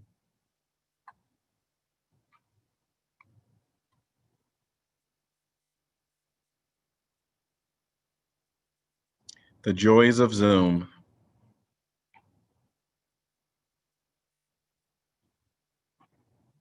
So once we kind of know where our Counselor Taylor is, then we can proceed.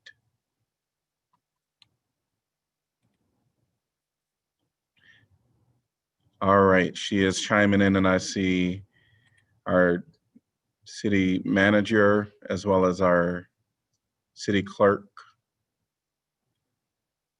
and our attorney. All right, everybody is present.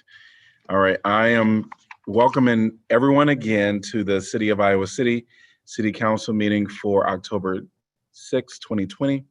And we're going to start with roll call, please. Burgess, Here. Mims, Here. Sully, Yeah. Taylor, Here. Teague, Here. Thomas, Here. Weiner. Here.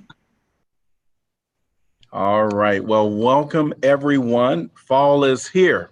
If you haven't noticed, sweaters are out, and people are definitely enjoying the last real sunny days here in our community. But there's a lot to continue to enjoy while we get into the fall season and seeing the trees change colors. So hope people do enjoy the changing of the seasons here in Iowa City. All right, we're going to start with item number 2, proclamations. And this is 2A, and this is for Domestic Violence Awareness Month. Whereas domestic violence, dating violence, and stalking affects women, children, and men of all racial, cultural, and economic backgrounds, causing long-term physical, psychological, and emotional harm. And whereas 1 in 3 Americans have witnessed an incident of domestic violence, and whereas children who experience domestic violence are at a high risk for failure in school, mental illness, substance abuse, suicide, and may choose violence as a way to solve problems later in life. And whereas domestic violence in rural communities exists as a hidden, silent, and often unrecognized crime that is often underreported, and whereas through the inspiration, courage, and persistence of victims of domestic violence, their children and advocates, our communities are learning to recognize the impact of violence in the home and in intimate relationships. And whereas the Domestic Violence Intervention Program has worked to end violence in intimate relationships for more than 40 years through the collaborative partnerships of advocates, volunteers, local municipalities, criminal justice, health and human services, faith communities, business leaders, and private citizens. And whereas our community's achievements should be commended, and we must continue our commitment to respect and support victims of domestic violence and to prevent future violence in our community. Now, therefore, I, Bruce Teague, Mayor of Iowa City, do hereby proclaim the month of October 2020 as Domestic Violence Awareness Month in Iowa City, Iowa, and urge all citizens to work together to eliminate domestic violence, dating violence, and stalking from our community. Here to accept this is Alta Medea Peters, accepting this proclamation today. Hi, yes, this is Alta. I've got a small 2.5-year-old here helping me this evening. So if you hear him chime in, that's who's talking. I first just wanted to thank the council and the community of Iowa City and surrounding areas for all of the amazing support that we've had over the last 41 years. This is where we started, and to certainly have helped to support us and keep us going all of this time. I also just wanted to mention some brief statistics. In the past year, we have served over 1,800 individuals, which is pretty on par with where we were last year, just about 100 off. And that's pretty remarkable considering the fact that we have been, for 3 of those months, we were essentially shut down. Once the state started to open in early May, due to COVID closures, in early May, we did see a 28% increase in our hotline calls, which is a big jump. And we are grateful to be able to serve those in need that have been isolated and are sort of quarantined with their abuser. Our services are available 24 hours a day, 7 days a week, and they are free and confidential to anyone in need and accessible by calling 800-373-1043. In Iowa City alone, we helped 700 individuals.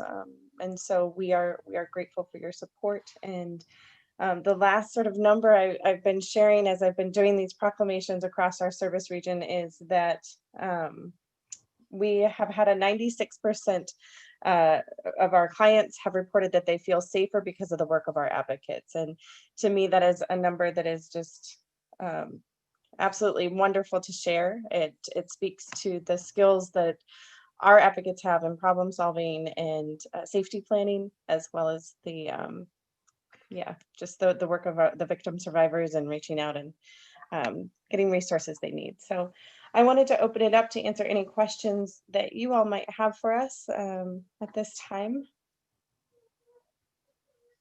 I think I speak on behalf of the council when we say thank you for all the work that you all are doing. Thank you so much. It is our pleasure. I know you've heard a lot from Christy Fortman, our executive director lately too. So we just really appreciate the time that the council has taken to speak with us and understand the needs of victim survivors. So thank you so much for your support.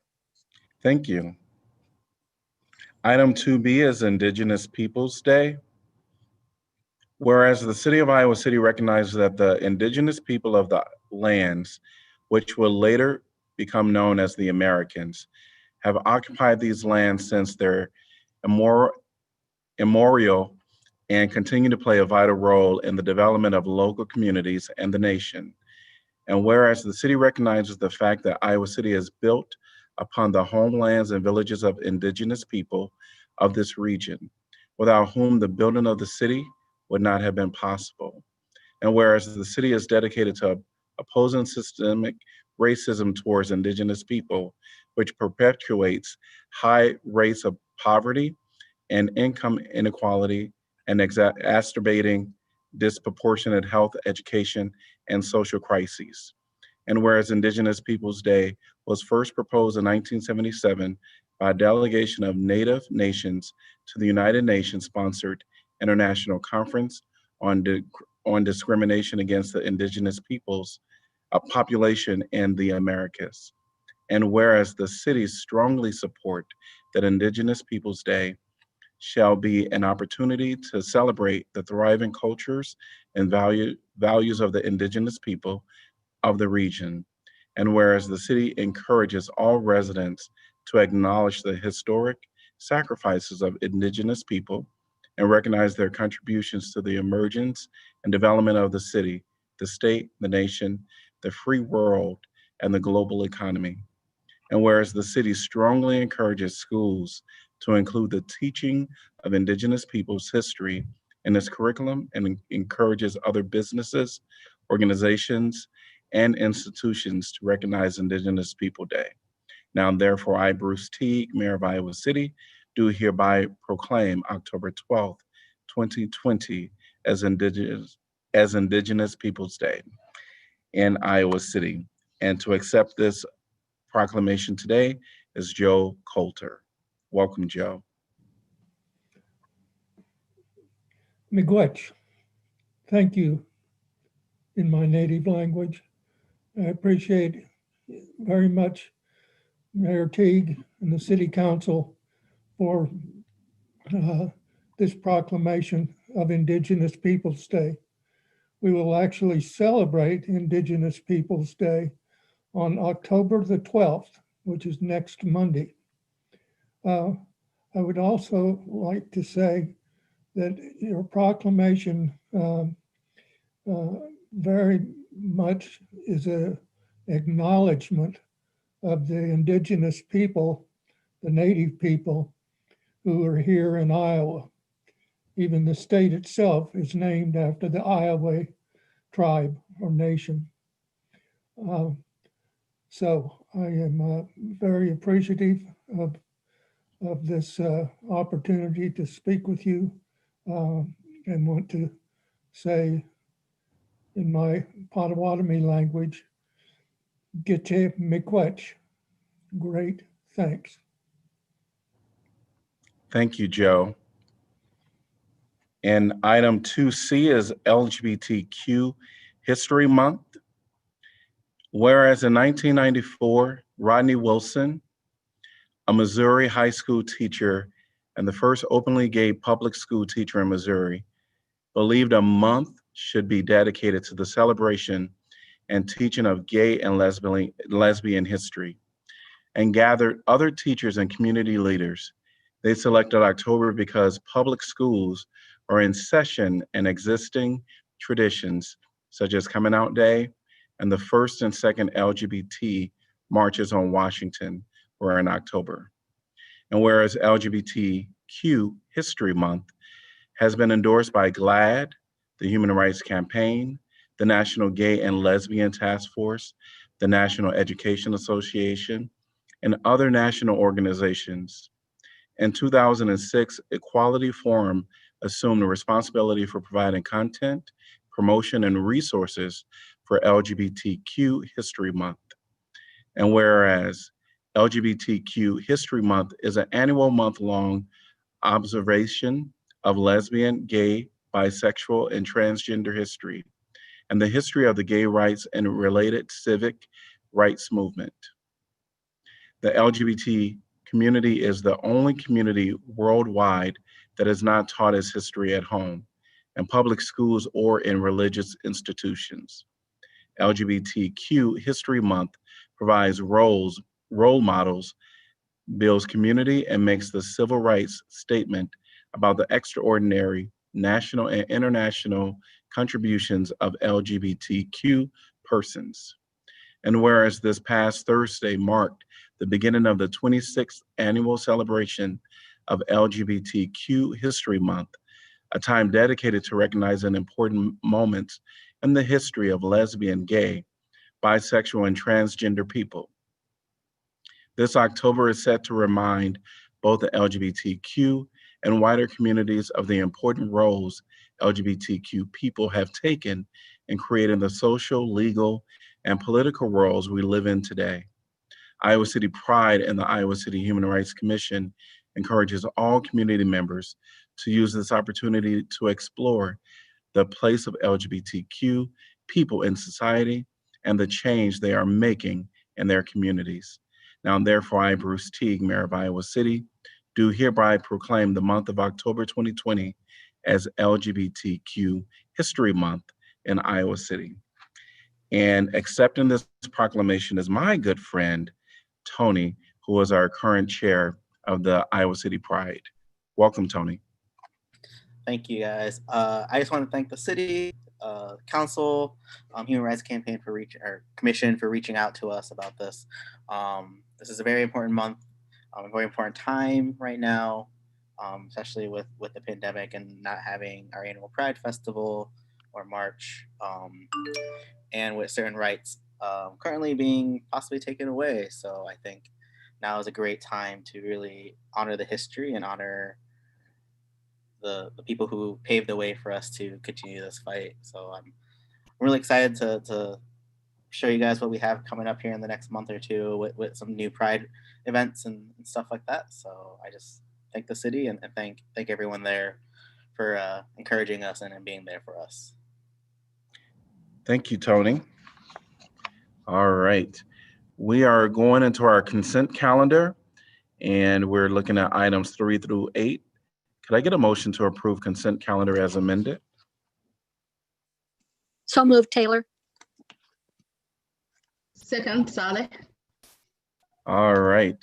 Would anyone from the public like to discuss this item? If so, please raise your hand and I will call on you. If you're on the phone, please press *9. And seeing no one, council discussion. Roll call, please. Burgess, Yes. Mims, Yes. Lee, Yes? I'm sorry. Lee, Yes.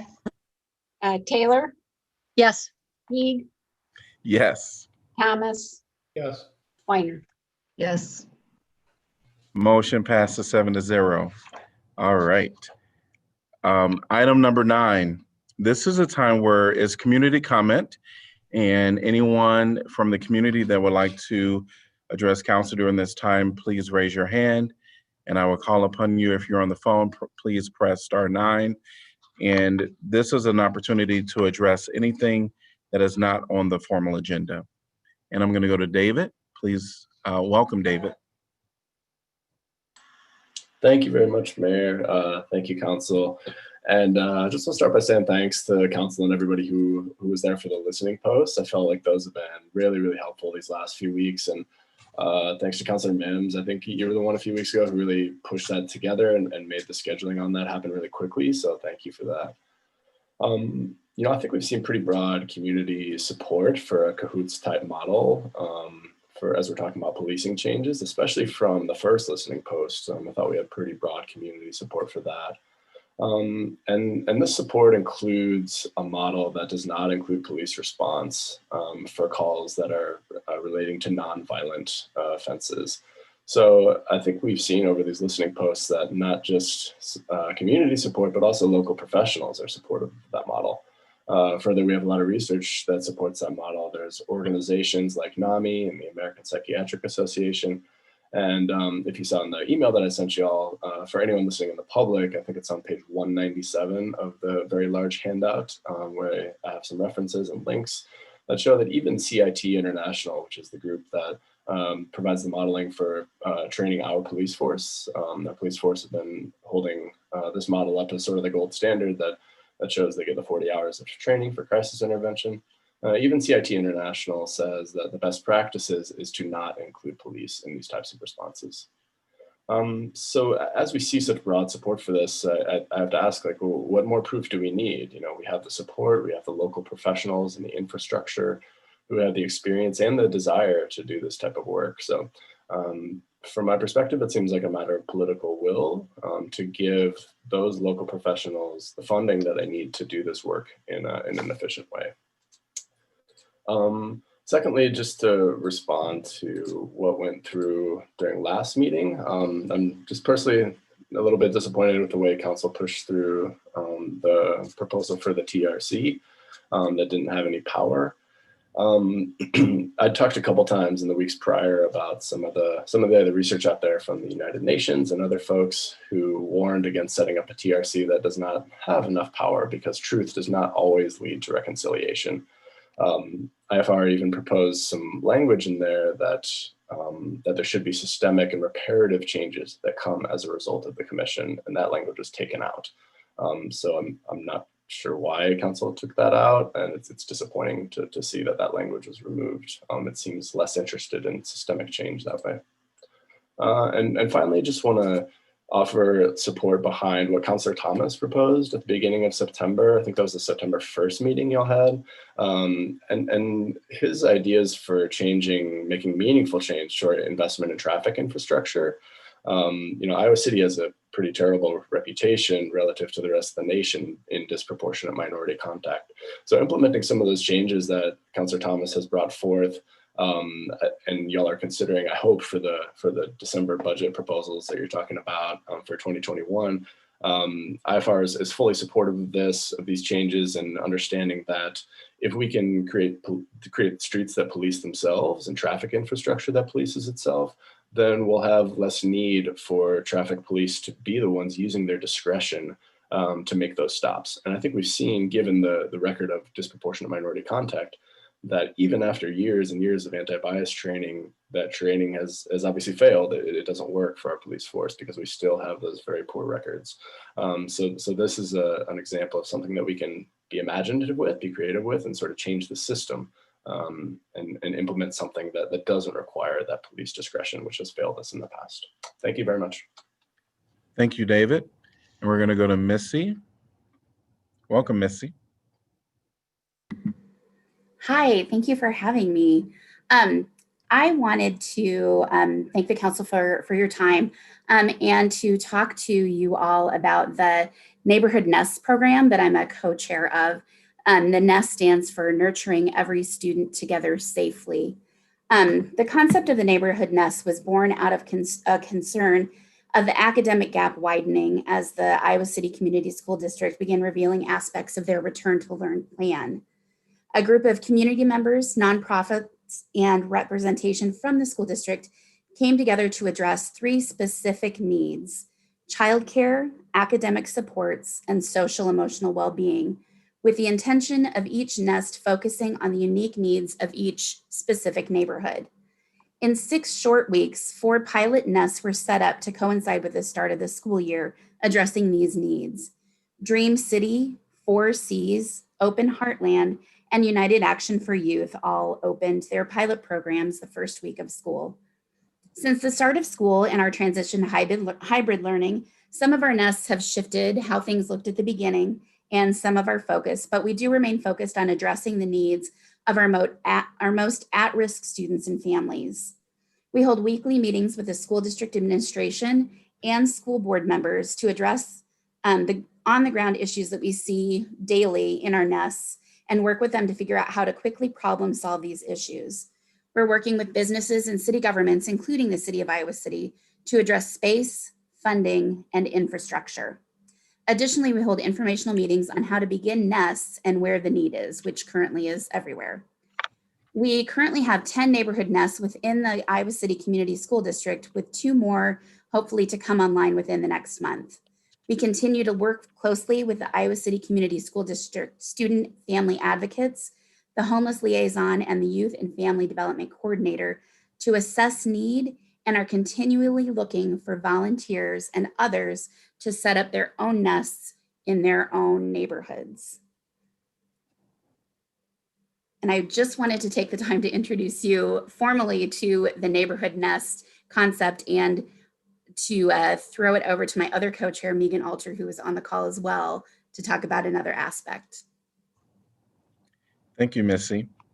And Megan, you are next. Welcome.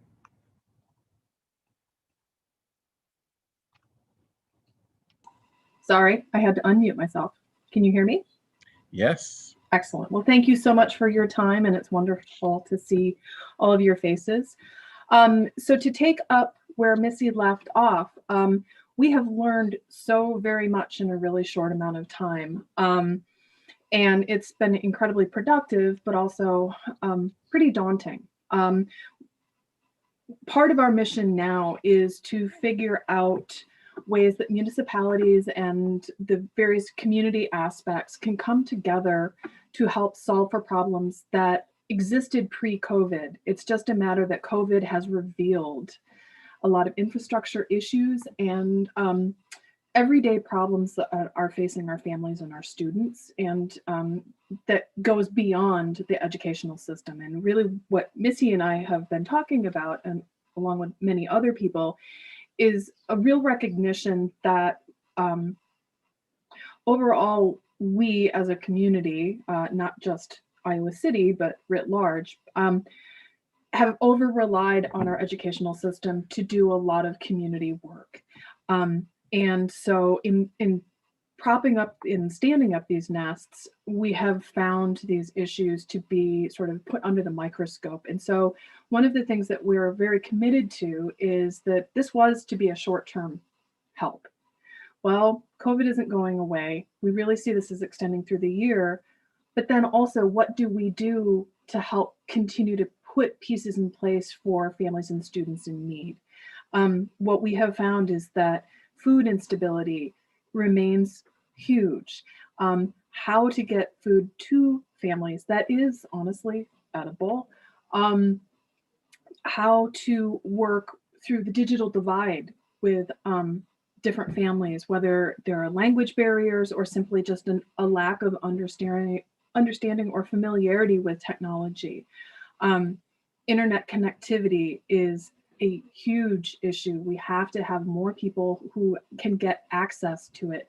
So these are all things that have been highlighted and exacerbated by the current pandemic and the way in which the school system has pretty heroically tried to meet these needs.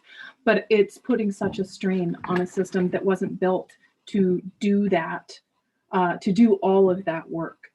So I'm kind of adding the why to the who, what, where, when, to say that what we would very much like to do is to offer the work that we've been doing and kind of the little infrastructure that we have as a way to continue to partner and to think with municipalities about how we can try to create a better community at large and help problem solve in these ways for these issues that helps the lift be a little more equitable throughout. And that really, I come full circle because what Missy and I and the other Nest people have been discussing is that from the get-go, what COVID has revealed is that there's so much inequity.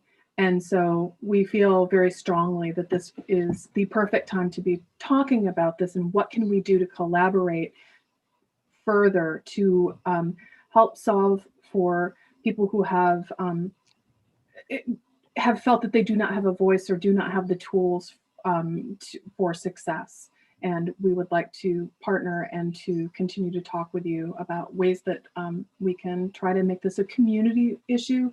These multiple issues are community issues, and to understand them as such so that we can all work together in the way that the Nests have collaboratively. Thank you. Thank you. Would anyone else like to address council? We're going to have Eva followed by Myra. Oh, Eva is no longer with a hand raised. We'll have Eva first, followed by Myra.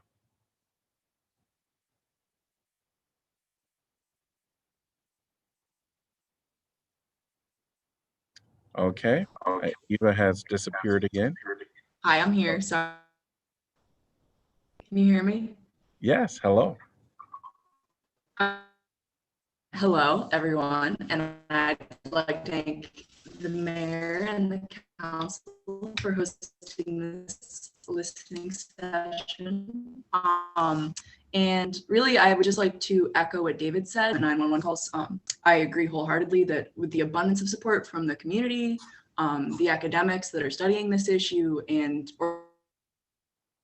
CIT, that the only thing missing does seem to be the political will to sort of take on this challenge of reimagining our system to make it a little bit better.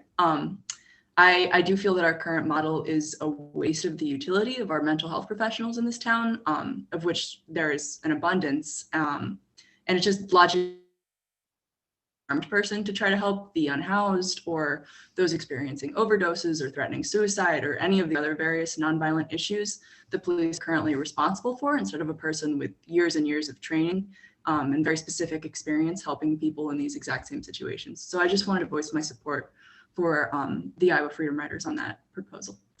Thank you. Thank you.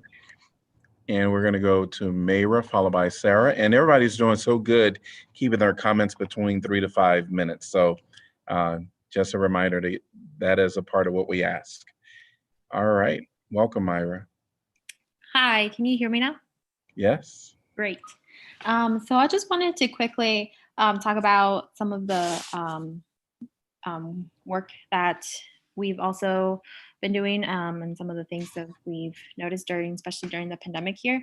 I'm the community organizer at the Center for Worker Justice, and we have seen like a very incredibly huge increase in the amount of people that are coming to us with different like issues. Most of them are COVID related. And we have a lot of people coming for assistance with rent and utilities. And those are the people that we are, trying to assess or address their needs. And also the other thing is that a lot of those people, not only have been affected, by in COVID in regards to their rent and utilities and all of that, but we do have a lot of people who are currently experiencing wage theft cases. And during the time of COVID, there's still a lot of employers who are very predatory and don't really care that, it's a pretty difficult time for everybody. But we have been working with we still have 5 wage theft cases who have come to us, and we are trying to get through those as quickly and as timely as possible. We are also working with meatpacking employees to be able to address the needs that they are experiencing at this time. A lot of them, we are dealing with the effects of COVID, and we are trying to, assess, reach this population, as a lot of the times this population doesn't get reached. And so we are doing a lot of outreach for them, as well as a lot of people who have worked in meatpacking plants have reached out to the Center for Worker Justice. As during COVID, a lot of the issues were that these plants weren't providing PPE, weren't meeting the demands that they should be meeting for the safety of their workers. And so a lot of people who were not comfortable going to work because of the pandemic, who filed for unemployment and then were given the unemployment, but then after a couple months denied and told, hey, you actually are not eligible because your employer protested, so now you owe back all this money that we initially had approved you for. And so we've been helping people appeal for those cases. And it is a lot of these immigrants and refugees who have come to us with these specific problems. And the process of that, going through all of that, is extremely confusing. So we are, doing our dividing our time between not only rent and utilities and helping with that issues, even though that is a huge problem for a lot of people and a lot of our membership base, and a lot of people that who are not our members, but members of the community who we're also reaching. But also all of these other employer wage theft problems that we still need to address. And so we're juggling both of these parts of COVID and how COVID has affected all of these workers, not only in workers not being able to pay their utilities, but in the workplace itself, and how COVID has really shown, the predatory practices of a lot of companies and employers, and landlords as well. It's really a lot going on that with us at the center, where we're doing our best with the very limited staff that we have. But yeah, we just wanted to make sure that was presented, that COVID is affecting all of these different people in so many different ways. So yeah, thank you. Thank you, Sarah. Welcome. Hi, Council. I'm Sarah Barron. I'm the Executive Director of the Affordable Housing Coalition. Thanks for the opportunity to speak tonight. I'm mostly coming to you with a thank you. I want to review, I know you're going to review tonight some information about how your eviction prevention funding is going. Just today, I looked up the numbers for Johnson County and the Iowa Finance Authority Eviction Prevention Program. And Johnson County represents 15 to 16% of the renter households and owner households who have applied for and received funding through the state. And that is despite the fact that we're only 5% of Iowa's population. So we've done a really good job. You've done a really good job. Our partners have done a really good job to get the word out to households about the assistance available both from the state and the local programs. I know our local partners have been working really hard to make sure that households have this information, and we see some success, but we also know that there are many households that are still struggling and need this assistance. And so I wanted to highlight just a couple of things for you. The first is that there will be a landlord summit that's being put together through a number of partners of the Project Better Together housing subgroup on Thursday, October 14th. October 15th at noon. And you can visit our Facebook page or one of the other participants' Facebook pages to get more information about that. The intention is to share information about the rental assistance programs with landlords so that they can both pass that on to their tenants and continue to preserve their income through the pandemic. And I also just wanted to offer you this reminder that housing justice is very much a racial justice issue, as you know through your discussions.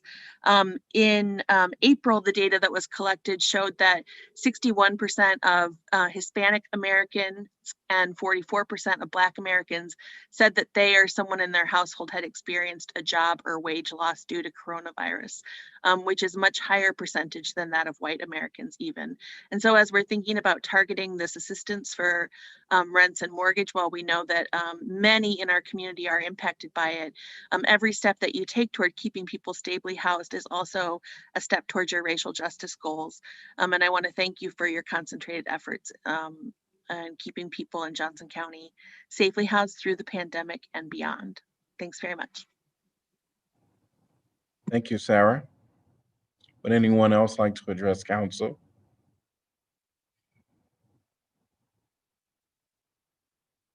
Seeing no one, we are going to move on to item number 10. And this is amend downtown urban renewal plan. A resolution approving amendment number 16 to the City University Project 1 urban renewal plan to add climate change objectives and projects. I'm going to open the public hearing. And staff. Good evening, Council. I'm Wendy Ford, Economic Development Coordinator. As you know, any urban renewal activities undertaken in an urban renewal area must be included in the respective urban renewal plan. Amendment number 16 to the City University Project 1 urban renewal area, also known as the downtown urban renewal area, includes two future projects.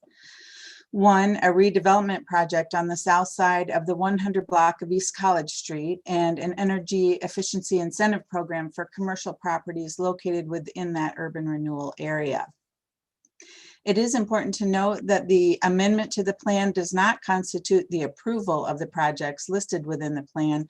Rather, it simply affords council the opportunity to consider those projects at a later date.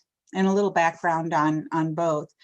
Regarding the redevelopment project, the Tailwind Group developers first presented their project a year ago to the Council Economic Development Committee. And since then, they have made some adjustments to their plans, and they expect to make a final presentation to the Economic Development Committee this fall, which EDC will then consider a recommendation to forward to council from there. We anticipate that in the coming weeks or couple months or so. Then regarding the energy efficiency incentives, to encourage businesses to make the investments required to improve energy efficiency, the city is creating an urban renewal program designed to offset some of those costs.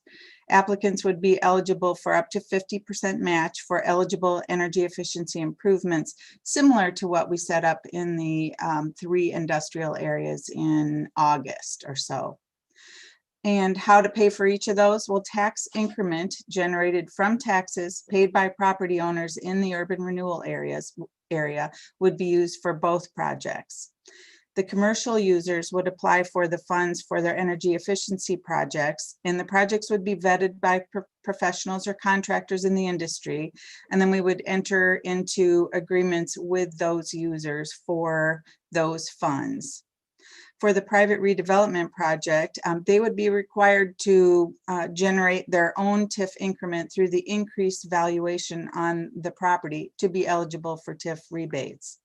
TIF increment is taxes paid by the owner over and above a base value or beginning taxable value of properties. That project too would be considered at a later date by council. I don't think I had any other comments on that amendment to City University Project 1 Urban Renewal Area, but I'd certainly help answer questions.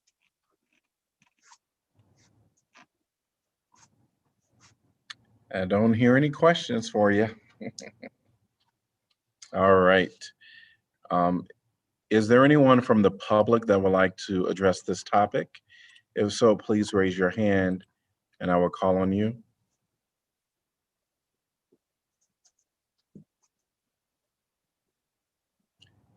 Hearing no one, I'm going to close the public hearing. And can I get a motion to approve? So moved. Second, Thomas. All right. I guess I didn't quite know who actually moved that one. Pauline and I seconded it. All right. So moved by Thomas, second by Taylor. Either way, yeah. All right. All right. Council discussion. Well, I think this is a natural evolution with our TIF policy now that we've, climate has become such a critical issue. So I'm really pleased to see that it's incorporated into our TIF policy.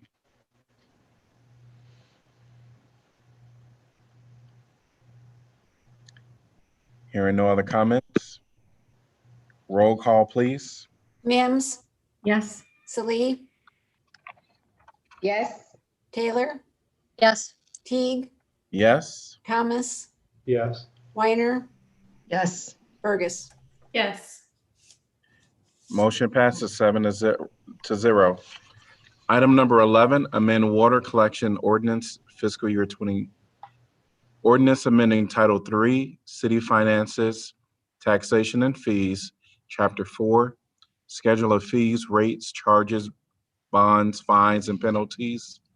Section 3 entitled Potable Water Use and Service of the City Code to increase or change water service charges and fees in Iowa City, Iowa, and amending Title 16 entitled Public Works, Chapter 3A entitled General Provisions, Sections 5, 6, and 7 entitled Establishing City Utility Accounts, Deposits Required, Billing and Collection Procedures, Delinquent Accounts, and Discontinuation and Restoration of Service to make delinquent account collection fees and procedures more equitable and just. Could I get a motion to give second consideration? So moved. Mims. Second, Taylor. Would anyone from the public like to address this topic? If so, please raise your hand and I will call upon you.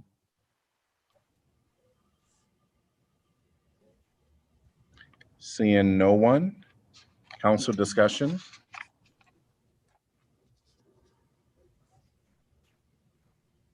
Hearing none, roll call, please. Salee, No. Taylor, Yes. Teague, Yes. Thomas, Sorry, yes. Weiner, Yes. Burgess, Yes. Mims. Yes. Motion passes 6-1. Item number 12, taxi companies. Number of required vehicles. Ordinance amending Title 5 entitled Business and License Regulations, Chapter 2, entitled Taxi Cabs to decrease the number of required vehicles from 4 to 2. This is first consideration. Can I get a motion, please? So moved, Weiner. Second, Taylor.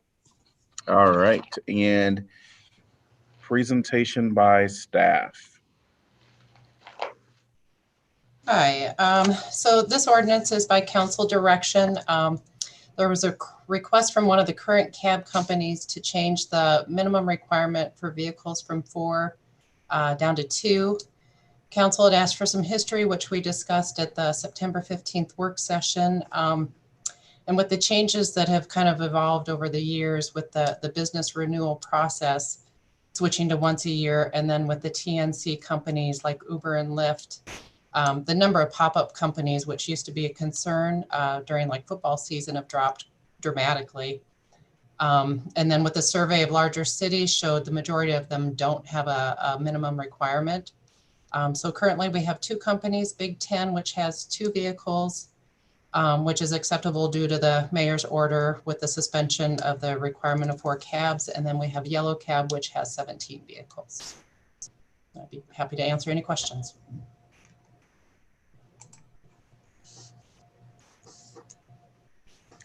Hearing no questions, I know we had a great discussion the last time through this item.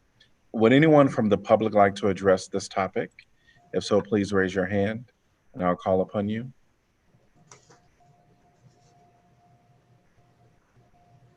Seeing no one, council discussion. I mean, it just seems to me like this is a good way to respond to current circumstances. Circumstances have changed since we had all these pop-ups in previous years. Obviously, if things don't work, that we have the option to change things back again, but it sounds like this will really help at least one company right now. Yeah, I think it's a great positive step, and given the changes within our community over the years, it's just not during COVID. This seems like the correct response. So I'm going to support this.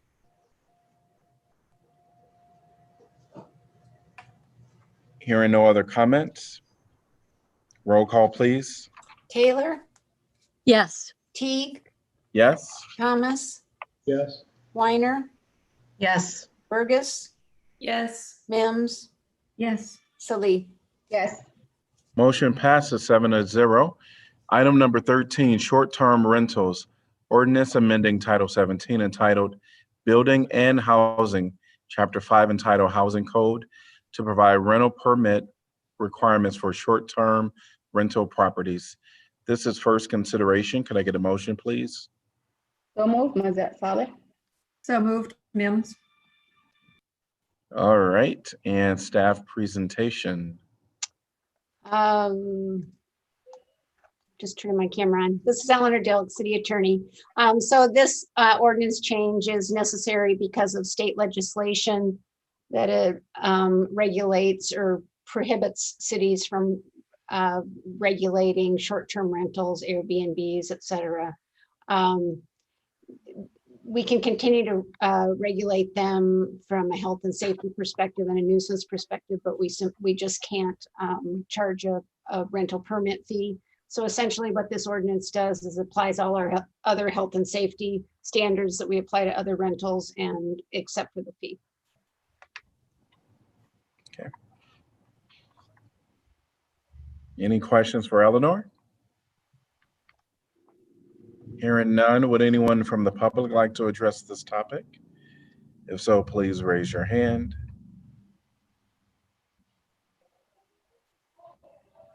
Seeing no one, council discussion. Roll call, please. Teague, Yes? Thomas, Yeah. Yes. Weiner, Yes. Burgess, Yes. Mims, Yes. Salee, Yes. Taylor. Yes. Motion passes 7-0. Item 14, appointment of police chief. Resolution approving the appointment of Dustin Liston as police chief in Iowa City, Iowa. Could I get a motion to approve? So moved, Mims. Thomas. Moved by Thomas, seconded by Mims. And staff presentation. Thank you, Mayor and Council. This is Jeff Fruin, City Manager. The police chief is one of 2 positions that I have the authority to select and recommend to the council. Tonight, I'm asking for your approval of that appointment of Dustin Liston. As you know, on February 24th, former Chief Jody Matherly retired from the Iowa City Police Department. And shortly before he did that, we started our recruitment for the new police chief position. The Civil Service Commission approved that recruitment process at their February 7th, 2020 meeting. I'll go through that recruitment process and can certainly speak in more detail about it if you have questions about how we got here tonight. But we took good time to articulate the type of person that we were looking for in a police chief and advertise that widely to as many groups that we could. We received applications for from 18 individuals by our April 30th deadline. I reviewed those along with some other city staff here and chose 9 to respond to a written questionnaire that had 5 questions in it. During that process, we had 4 candidates withdraw from the process, leaving us 5 that responded. I selected 4 of those to advance for further consideration to an interview phase of the process. I was gratified that 15 people from the community, including both city staff and folks outside of the city staff, agreed to help me interview those 4 finalists, semifinalists, I should say. And each of the 4 semifinalists had about 3 hours of interviews with these community members and city staff members. I think it's really important that I note that the interview panelists were not necessarily asked to endorse or choose a candidate. They were really there to help me, help share their perspective with me on the candidates and really help me identify things that I needed to look for as we advanced through the other stages of that process. And I certainly learned a lot from their participation and their viewpoints. And that certainly helped shape my decision on who to advance to the finalist stage and how to structure that finalist stage and ultimately what issues to really probe into. We did have 3 finalist candidates that were publicly released. They had their resumes and questionnaires posted on our website. They were also in town for the final event, the final day of events, which included community and station tours, an additional interview. We had a youth panel that met with each of the candidates, a police department meet and greet, and a public meet and greet that we did out at Mercer Park in the evening. I took all the feedback from those finalist events, as well as information from the previous portions of the process, and also had the benefit of background checks at that time, which we had a third party conduct for us during this process. And I'm here tonight with that recommendation of Dustin Liston for your consideration. So I don't take this recommendation lightly. Appointments of department heads positions I consider probably to be the most significant responsibility I have because of the level of discretion that each of those individuals has in their areas. So I think it's important that you know that I understand the importance of this selection and that Mr. Liston has my full confidence and my full backing with this recommendation. So a little bit about Mr. Liston. I hope you had a chance to read the memo for a more extensive overview, but he's an Iowa native, born and raised in Eldora, Iowa, and actually resided in Iowa City and did some lifeguarding for us and interned in our police department while he was going to undergrad at the University of Iowa. He has Bachelor of Arts degrees in psychology and sociology. And after graduation, he joined the El Paso, Texas Police Department, where he has served for 22 years. He's risen through the ranks in that department and currently serves as lieutenant and is assigned as the director of the El Paso Fusion Center, which is a multi-agency intelligence hub in El Paso. At the Fusion Center, he's proven to be a very strong collaborator and an excellent communicator two of the very skills that we were seeking from the outset of this process. A little bit about the El Paso Police Department to give you some perspective. It's a significantly larger department than we have here in Iowa City. 1,173 sworn officers. We are sworn at 84 right now, so quite a bit bigger department. They also have 299 civilian staff members in that department. They serve over 680,000 residents, and over 80% of their residents identify as Hispanic. El Paso is the home to a significant university, much like we have here. In El Paso, they serve the University of Texas, El Paso, which has enrollment over 25,000 students. So a couple of things that stood out to me, certainly a significant difference in department size, a wide variety of experiences that Mr. Liston has gained over his 22 years, but also that experience of serving a diverse community, understanding the outreach and engagement that goes along with that, and his experience with a large higher education institution like we have here in Iowa City. Those that have worked with Mr. Liston describe him as a good listener and a deep and forward thinker, a strong collaborator who's very highly respected amongst his peers. He has no disciplinary history in his 22 years with the El Paso Police Department and is regarded as having strong morals and ethics that serve as a foundation for all of his actions. Others have described him to me as courteous and empathetic. He's someone that takes strong interest in the officers that he supervises. He enjoys and takes seriously the tasks of mentoring young officers and helping them develop professionally throughout their careers. His ability to motivate and fully support his staff while holding them accountable and constantly working to improve upon service delivery are unique skills that are really important for our position here in Iowa City. He is certainly up to the task and understands the challenge ahead of us with your call to accelerate a path towards a more robust community policing model, and he eagerly embraces that challenge with your support. He has significant experience in community policing programs in El Paso, including CIT civilian response programs, which will undoubtedly help shape our efforts here in Iowa City. He has a strong commitment to the principles of procedural justice, which I know he will help permeate throughout our department and improve our collective efforts to consistently serve all persons in a fair and impartial manner. He's prepared to hold our staff accountable when we make mistakes and also lift them up and celebrate their achievements with the many successes that we will have under his leadership.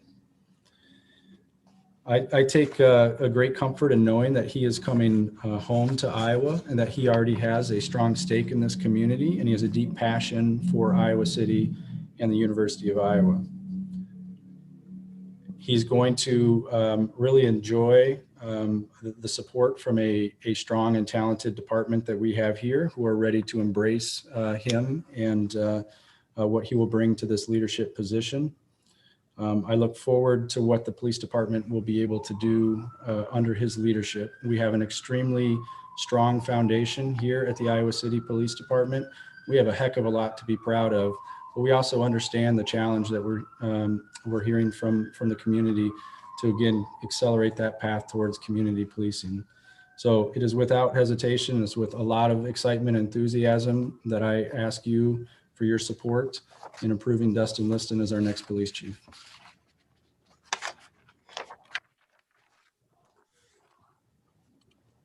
All right, any questions for Jeff from counselors? Would anyone from the public like to address this topic? If so, please raise your hand. Nicholas, welcome. Hello, Council. Thank you for listening to me. You'll probably be happy to note that I'm not going to pontificate about housing tonight. However, I hadn't initially intended on saying anything, but I wanted to voice my strong opposition to appointing Mr. Liston as, I opposed to police in general, but particularly Mr. Liston, given the recent situation and the circumstances that activists have had to deal with in Iowa City over the past few months. Activists have been spied upon, they've been followed after protests, They've been pulled into cars randomly. ICPD has not been behaving responsibly with regards to protecting the civil liberties of political activists in the area.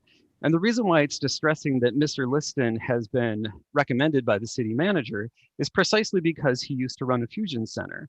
I don't know if you're familiar with this, but during the Occupy Wall Street movement, fusion centers were actually central in cracking down on civil unrest and on political protest. And more specifically to the point, not the same fusion center that Mr. Liston worked for, but a different fusion center in Texas was actually cited in a 2009 ACLU report for its role in spying on activists. So I have to say that I actually find this recommendation to be galling given the current circumstances, and Mr. Fruin's assertion that somehow this is a good choice given the situation to be frankly ridiculous. That's all I have to say, and thank you. Thank you, Nicholas. Would anyone else like to address this topic?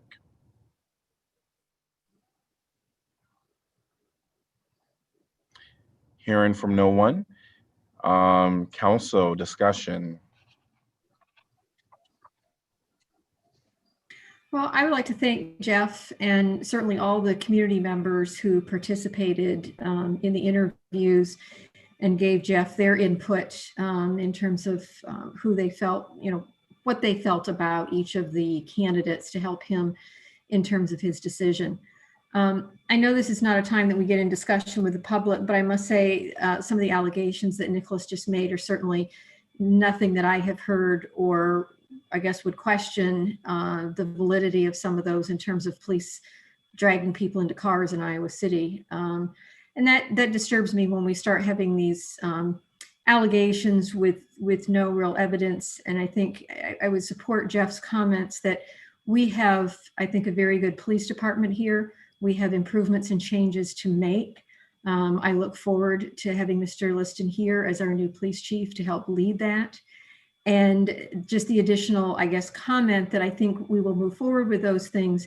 And I do not sense that there is any lack of political will by this council to make those kinds of changes, as referenced earlier tonight in some discussion, but it's simply that we were in a process that will play itself out over time as we get the public input and then have our opportunities to have those discussions as a council. So I think it'll be really nice to get Mr. Liston here. We're going to have our goal is to have our preliminary plan by mid-December. He'll be here in January, but certainly he'll be here to help guide us and work with us as we finish that plan and then start implementing it.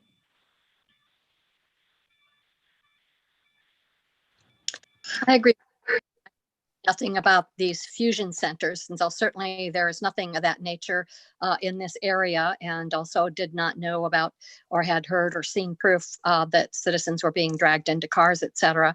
I think Chief Matherly left some very big shoes to fill, but I think from the interview process and the narrowing down, it sounds like Mr. Liston will be a good fit for this community, and I look forward to working with him.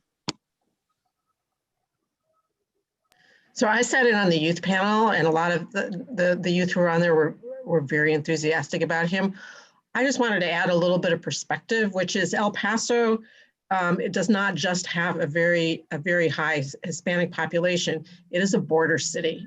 It borders on Ciudad Juarez in Mexico, which has one of the highest crime rates and murder rates in Mexico, yet El Paso, for however they've managed it right across the border, is an incredibly safe place. But there are a lot of challenges to deal with there, and it would seem like they are incredibly large in scale compared to what we have to deal with here, which are very important. But I'm confident that if someone is capable of dealing with the enormous challenges presented by that geographic location, that he can deal with our issues here.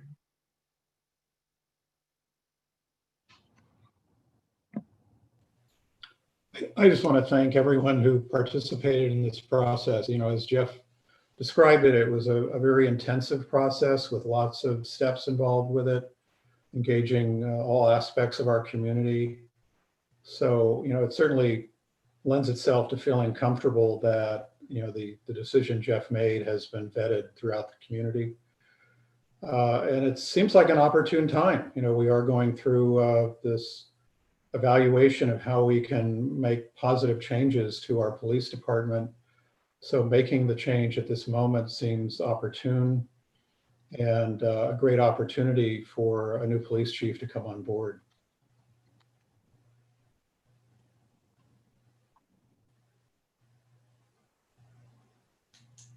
Hey, I want to support the appointment of Dustin Liston. When we had the opportunity, some of us counselors, to meet with the 3 finalists, what really struck me about Mr. Liston was his understanding of where we were as a community kind of after this summer, and being very understanding of the council's will and our interest in, as John was saying, to really embrace community policing and our commitment in terms of restructuring the police. So I think he's coming in at a very good moment with eyes wide open, and had very insightful and intelligent responses to our questions, and certainly I think gets it when we talk about how Iowa City is positioned and where we want to go. So thank you, Jeff, for that recommendation.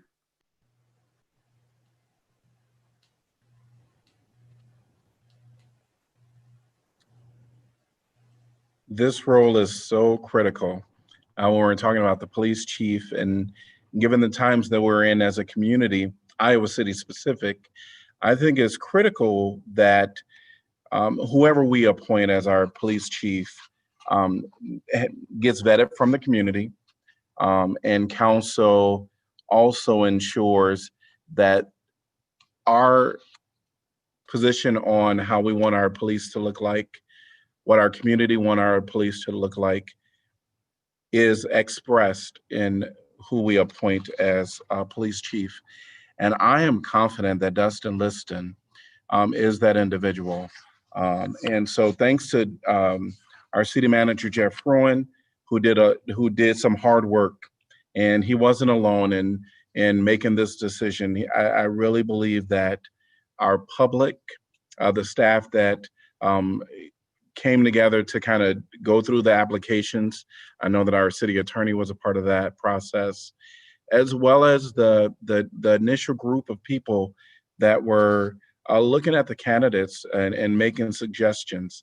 When I heard that the youth were a part of this process, that was, for me, really important to know that their voices were heard and had opportunity to be at the table. So I am 100% supporting Dustin Liston as police chief. And I'll tell you that I would have no issue if I had one moment or to think that he would not serve our city well. I would have no issue of not making this recommendation and not voting for this tonight. So I am supporting this appointment, and looking forward to Dustin Liston being a part here. If it sounds like he's gonna get appointed once we finish it with our roll call.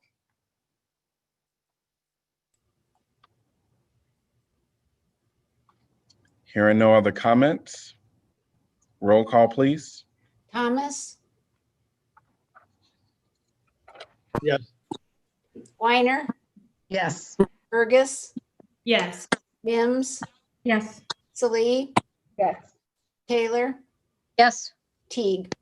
Yes. Motion passes 7-0. All right. Number 15, council appointments. 15A is going to be Human Rights Commission, one vacancy to fill an unexpired term plus a 3-year term upon appointment through December 31st, 2023. And council discussion. I did want to make mention. Holly Marshall. Oh, you want to say something? I'm sorry. Yes, I was going to just make mention that if I understand correctly, this is a male required opening. Yes. It is? Yes. Yeah, it's a male required opening. And Okay. there are 42 applicants total. I didn't separate them out by male and female. I think Mayor Pro Tem, I think you just mentioned Yes, a female. I'm sorry. Yeah. Yep. So it's a I wasn't paying attention. It is male requirement. I thought like it doesn't matter. yes. I did want to as I looked at the current makeup of this commission, one of the things that is lacking, in my opinion, is the mental health and disability world. I would like to say that we had a lot of good applicants. I know that Kevin Riviera, I really liked his application and what he had to put forth. But as I looked at what we have on the current makeup of this commission, and we're talking about all the things with the policing, going towards community policing. We don't have anyone on here that really service our mental health and disabilities world. I will like to say this before I even make this recommendation. Many of you know Roger Lucella, who is over the MYEP. He's the executive director of MYEP. He's a great friend of mine, but I want to make that known that he is a friend, but this recommendation does not come with that relationship. Many of us have friendships or whatever with many people that are applicants here, but I wanted to make that recommendation because I do see that that is something that is lacking on our commission, and so I would like council to consider Roger Lucella as a commissioner. I will second that. And I was going to make the same recommendation, Mr. Mayor, for a variety of reasons, because of his experience with MYEP, and for the work that he's done, also raising young women of color in this community. So I think he has tremendous experience to bring to this. I agree with all those things you're saying, and I do agree with the mayor that each of the applicants would be well suited in their own rights to serve on the Human Rights Commission. But it's been some time since we've had a person that required a wheelchair apply or even be appointed to one of our boards or commissions. And I believe that the Human Rights Commission could benefit from such a member of our community, and that it would be a good fit, and they would serve well on the HRC. And so for that reason, I was interested in Robert Malsbury. Yeah, I was too. I think having representation on the HRC with a person with disabilities would benefit the commission. I think we all seem to understand things best, or at least there's a more likely to understand things best when we have some direct experience with it. And I do feel in Iowa City the issues associated with persons with disabilities could benefit from a stronger voice. And I think he may help provide that.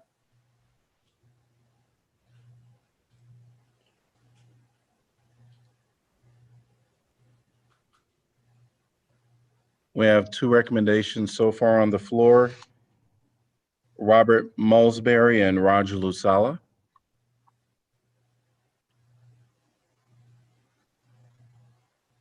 I would just say, Mayor, as other counselors have noted, it's just tremendous to have so many applicants and so many qualified applicants. I don't know what we did differently with this particular opening. I saw a lot of posts about it in different places, but we obviously did something right to get people really fired up about it, which is fantastic. I think both of the individuals who are nominated have very good qualities and qualifications for the commission. I had come in thinking that Roger Lucella would be a good fit for the commission, just given some of the items that you had mentioned, Mayor, also just knowing his background some. So I think that's where I would lend my support, knowing him and his involvement in the community. And again, just think we had a ton of qualified applicants, and really grateful that people are wanting to be involved. I recommend the same person, also Rajab Masala, as Laura and the mayor stated.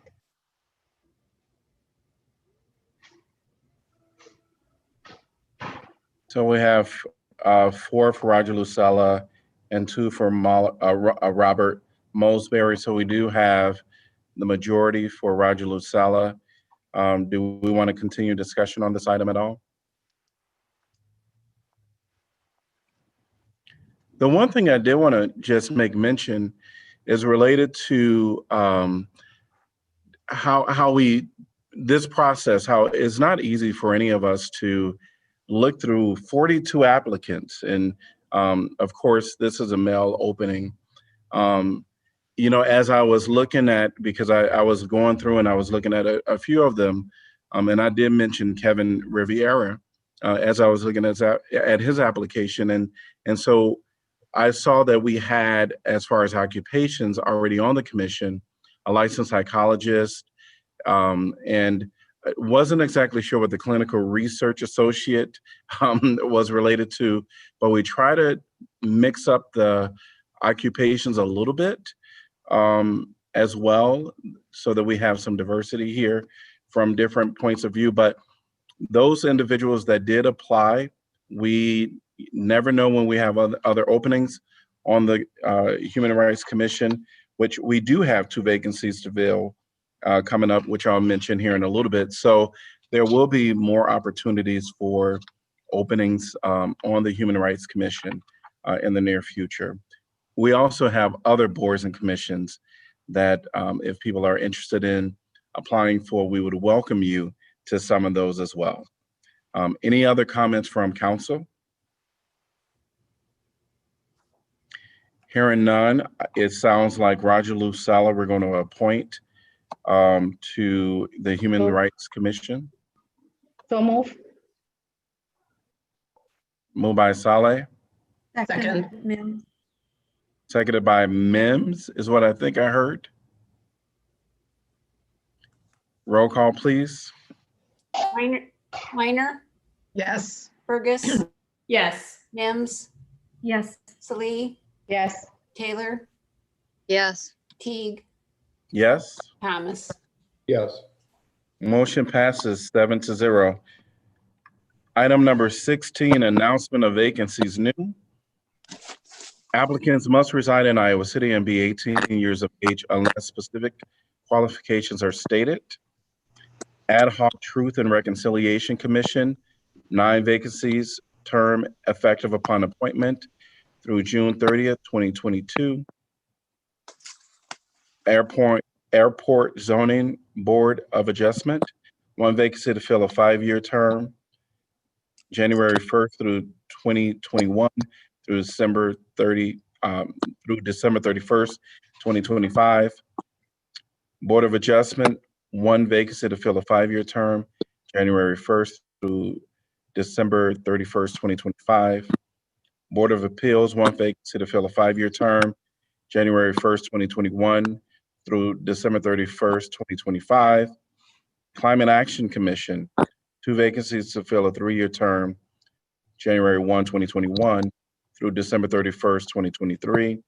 Human Rights Commission, 2 vacancies to fill a 3-year term, January 1st through January 1st, 2021 through December 31st, 2023. Parks and Recreation Commission, 2 vacancies to fill a 4-year term, January 1st, 2021 through December 31st, 2024. Public Art Advisory Commission, 2 vacancies to fill a 3-year term, January 1st, 2021 through December 31st, 2023. Senior Center Commission, 2 vacancies to fill a 3-year term, January 1st, 2021 through December 31st, 2023. Applications must be received by 5 p.m. Tuesday, November 10th, 2020. Item number 17, announcements of vacancies previous. Public Art Advisory Committee, 1 vacancy to fill an unexpired term. Applications must be received by 5 p.m. October 27th, 2020. Planning and Zoning Commission, one vacancy to fill an unexpired term. Applications must be received by 5 p.m., October 13, 2020. Historic Preservation Commission, East College Street, one vacancy to fill a 3-year term. Historic Preservation Commission, North Side, one vacancy to fill a 3-year term. Historic Preservation Commission, Woodlawn, one vacancy to fill an unexpired term. Telecommunications Commission, one vacancy to fill a 3-year term. Vacancies will remain open until filled. And we are at item number 18, and this is Ryan Longnecker. I think I saw you. Good evening, Council. Thank you, Mayor. Nothing really to update tonight. I just wanted to express our support again for students to be practicing social distancing measures and being safe as the bars reopen, and to please make sure that you're wearing your mask, not engaging in large group activity. As we saw after the bars closed, our numbers went down drastically after we had a major outbreak at the beginning of school. And I think we'd all like to keep it that way. So please be practicing those safety measures and have a good rest of the semester. Thank you, Council. Thank you, Ryan. All right. City Council information. Now is an opportunity for us to, I guess we can do anything at this point. What we would have done at work session, as well as what we normally do here with updating the community on events that we've attended and other information.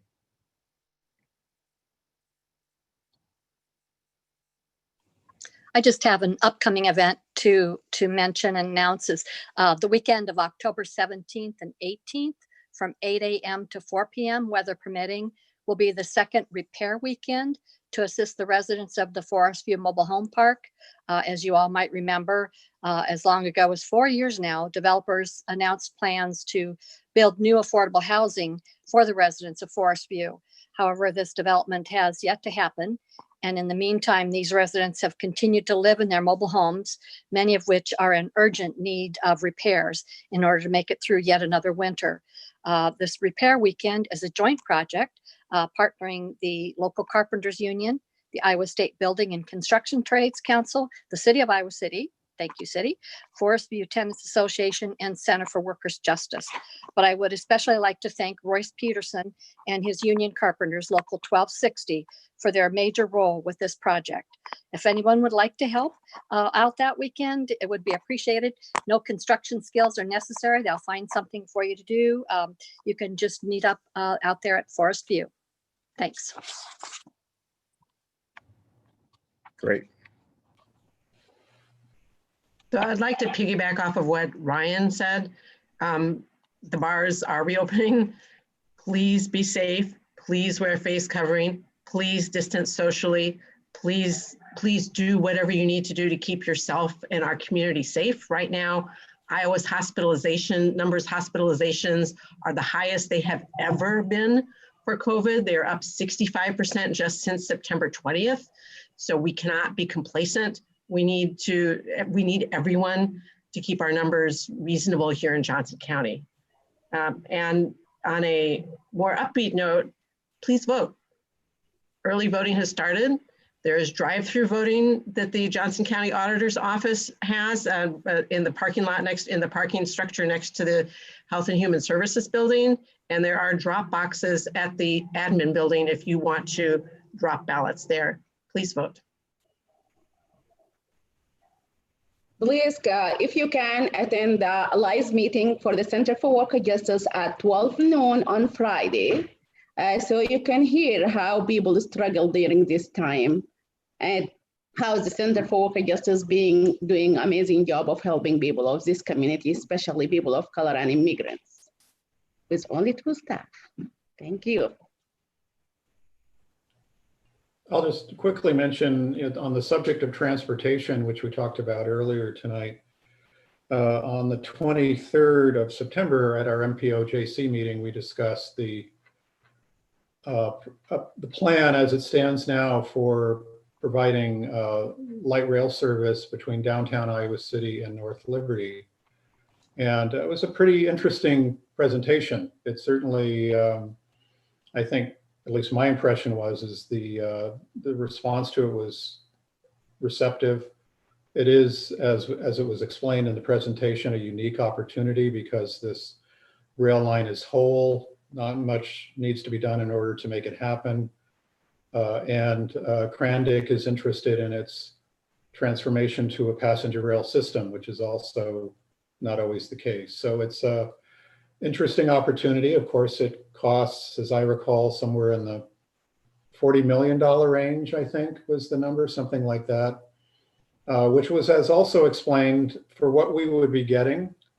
I think about some of our projects that, we approve routinely for, say, the American Legion extension out to Taft Road. I think that's like a $10 million project, something like that.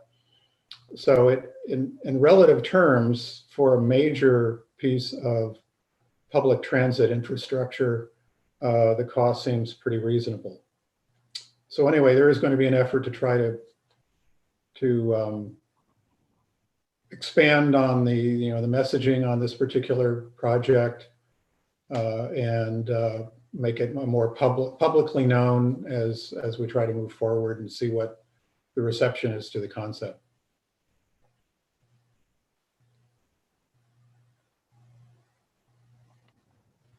I wanted to just make mention that this weekend on Saturday, there was the celebration of the 30th Johnson County ADA celebration that took place. And I know that Councilor Burgess was also in attendance. It was a great celebration of just hearing from locals and some throughout our state about all of the work that people that have been working towards making our community better for those with disabilities. It was just a great opportunity to be a part of that. So I wanted to mention that today.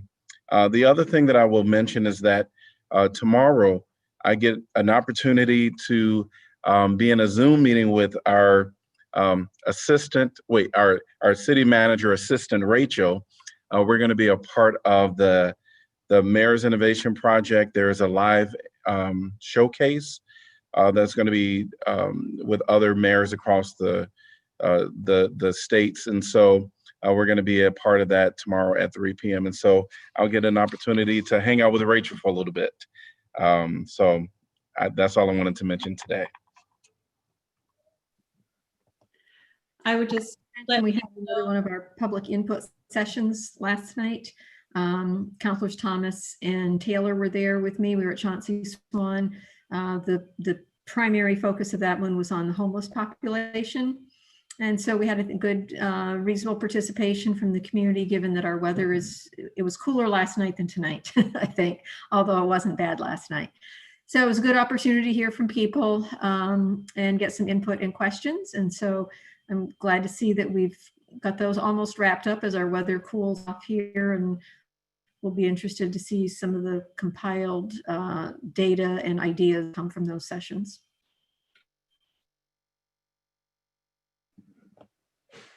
Just to piggyback off of that, I was just going to remind folks that the last of our series of listening posts is this Thursday, October 8th at 5:30 p.m. at Dream City, focusing on youth engagement as we talk about community policing. We'll listen to input from the public on any topic, but that is kind of the theme. The listening posts so far, I think, have been very well attended and well received, and we're getting a lot of great information. So really appreciate people participating in that.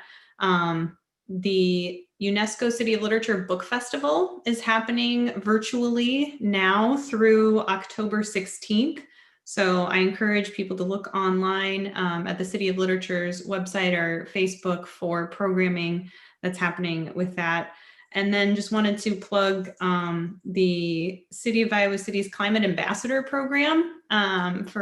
You may have seen that online as well, but there are educational programs to encourage folks to sign up to be a climate ambassador, a series of educational trainings to inform folks on how to be better climate advocates in their own actions and in the community, and then to kind of be an ambassador to others for those acts as well. So that is happening later this month, and hope people sign up for that.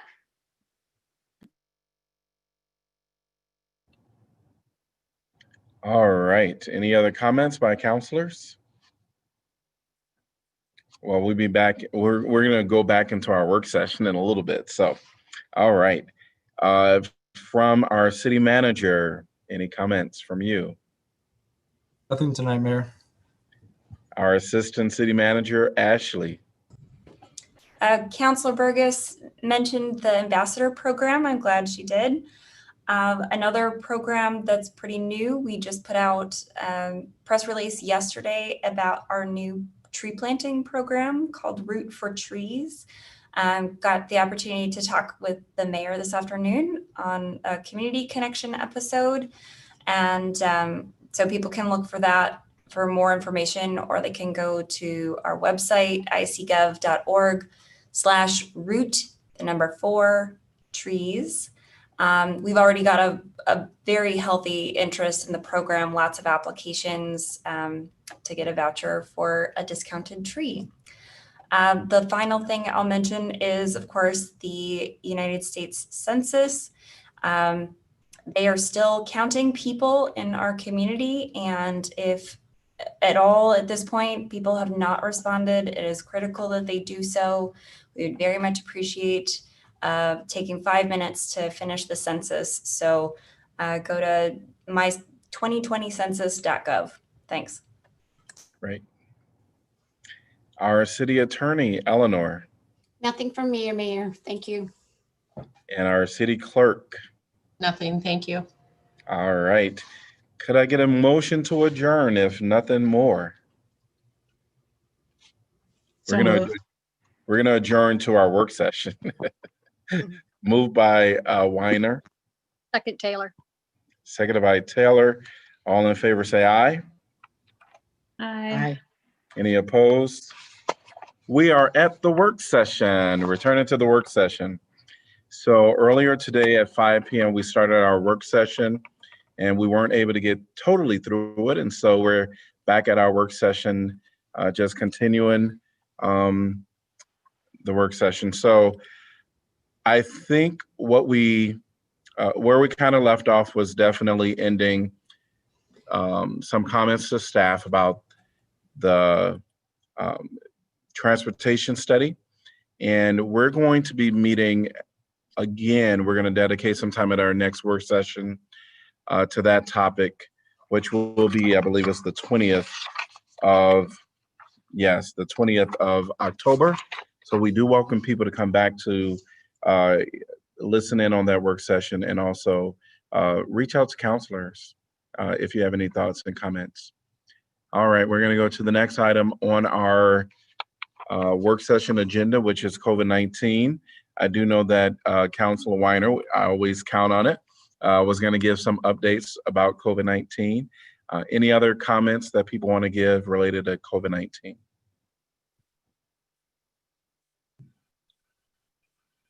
All right, moving on to the next one is continuing our discussion with Black Lives Matter and systemic racism. And I know that we mentioned a little bit earlier today that we're going to be having our last session within the public, our listening session, which is going to be at the Dream Center. And I know that Councilor Burgess just mentioned that. Can you mention that it's going to be at the Dream Center and it's going to be Thursday at 5:30 p.m. Did you have an address for that at all, Councilor Burgess? Southgate Avenue. 611 Southgate Avenue. 611 Southgate Avenue at the Dream Center. So please come out there. This is really an opportunity to speak to anybody from the community, but we're going to be also focusing in on our youth. So we're excited for that opportunity. Any other items on the Black Lives Matter movement and systemic racism that anyone want to mention for now?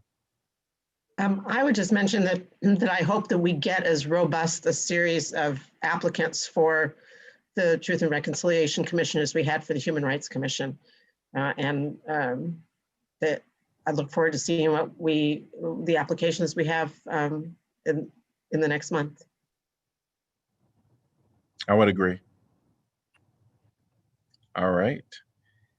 We already went through the agenda items, so don't need any clarification there. The info packets, we're going to go through, we had 3 of them. So info packet number dated September 17th.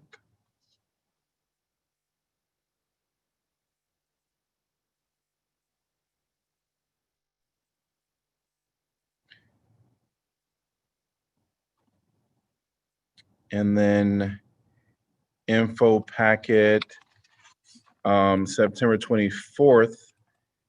Now I do know that we need to, well, September 24th, 4th.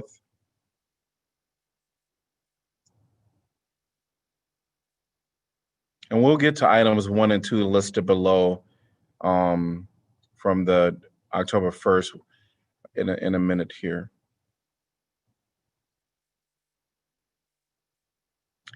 Here another from September 24th. We're going to go to October 1st, and we will talk about IP5, but we're going to talk about that. Well, let's talk about that first, and then IP6, that does involve, wait a minute, I am blanking on. If you don't mind, if you can talk about the thing that I can attend and the thing that I cannot attend, leave it last so I can just log out. Yeah, that's what I'm trying to think about. Yes.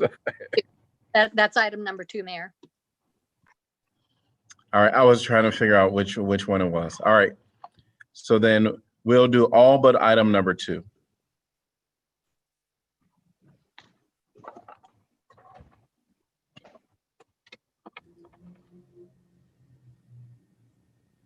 So I guess our city manager wants to talk, well, there was a memo from the city manager about the CARES Act. Is round 3 community development block grant and CV funds. So can we get a little update on that, please? Yeah, Tracy Heightshoe's on the call as well. And as we had mentioned before, with the 3rd round of CARES Act funding coming our way, we don't know exactly when that will be, but we as staff have suggested a small business support program. So if you recall, the first 2 rounds of CARES Act funds we've designated towards nonprofit funding and housing and utility relief. With this next round of $424,000, we're recommending to council that we look at a small business support program. So Tracy has outlined what that might look like in a brief memo, and we just want to get your comfort level with us running with that concept, or if you want to press pause and consider other uses, this would be a good time to let us know. I would just say I like that approach because I think that can also have a huge impact on individuals who are having problems making rent and mortgage payments. Because if these small businesses can keep people employed, then those people are going to be that much better off and much less at risk of problems paying their bills. So I think we've put a lot of emphasis, and rightly so, in terms of rents, mortgage payments, utilities, et cetera, in the first 2 rounds. But I think working with small businesses, and some of this is focused on those people with low income, wage earners, et cetera, I think makes a lot of sense. It could help us kind of in a double way here. I agree.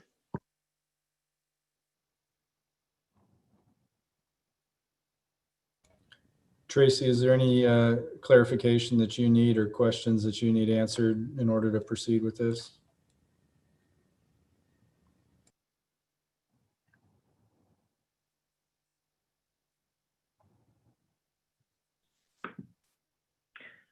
No.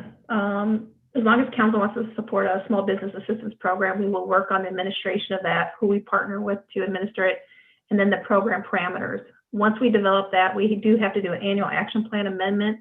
So you'll be getting this back again at another council meeting. So hopefully it'll either be the next council meeting or the first one in November. Okay. I guess just one quick question I had, just to perhaps verify what is assumed here is Okay. are these small business owners? One quick question I had, just to perhaps verify what is assumed here is are these small business owners going to be local? Tracy, you need to mute your Sorry, I line. didn't catch that. Are they going to be what? Local. Are they going to be local businesses? Tracy, you need to mute your line. Go ahead and try again, Councilor Thomas. Okay, I just wanted to confirm that when we're talking small businesses. They will have to qualify and meet federal guidelines. So Go ahead and try again, Councilor Thomas. Okay, I just wanted. Okay, one more time. Small businesses that are local, is that the case as well?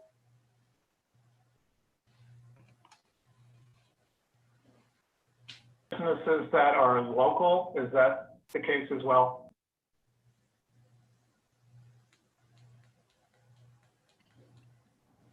You are muted, Tracy.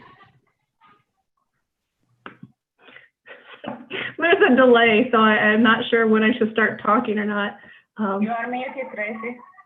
Just say yes. I am now? No, not now. I don't know when I should talk. Say yes. Yes. No, not now. Okay, there is a delay. I don't know why. So yes, we can put parameters on it. We can cap it at annual sales. We can cap it by number of employees. We can say no change. So we will be developing those parameters, but the intent is for small businesses. And I hope to God you guys all heard that. Okay.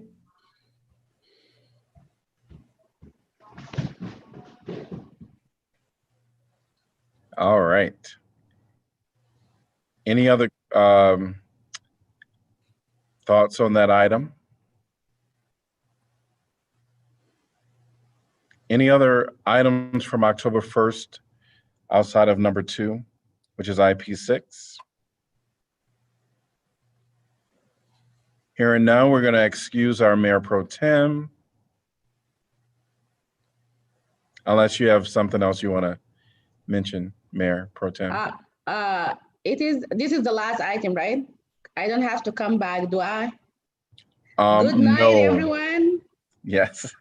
And Good also, night. we finish early. Hey, before 9. That's great. Okay. Yes. Bye, everyone. Thank you. Good night. Bye-bye. Good night. All right. So I think our Mayor Pro Tem is gone. So IP6 from the October 1st is the memo from the Neighborhood and Development Services Director, update on city-assisted COVID housing programs.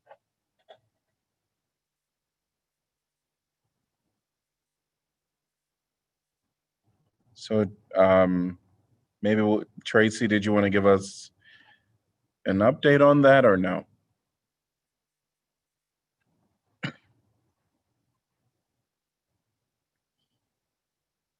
An update on that or no? Sure. Like I said, Lord, I hope this works. Just remember, I'm on a 15-second delay. So if you guys speak, I'm not going to get it for about 15 seconds. Okay, so at your last council meeting, you requested staff to reach out to our COVID relief agencies and ask if they needed any additional funds to help them with staff capacity to get the programs out to the people who need it most. So I spoke with Shelter House Community and Center for Worker Justice. Shelter House and Community both said no, they feel that they have adequate funds to administer the programs that they have. We did get a chance to speak about communities administering the first wave of funds, that first round of funds for $246,000.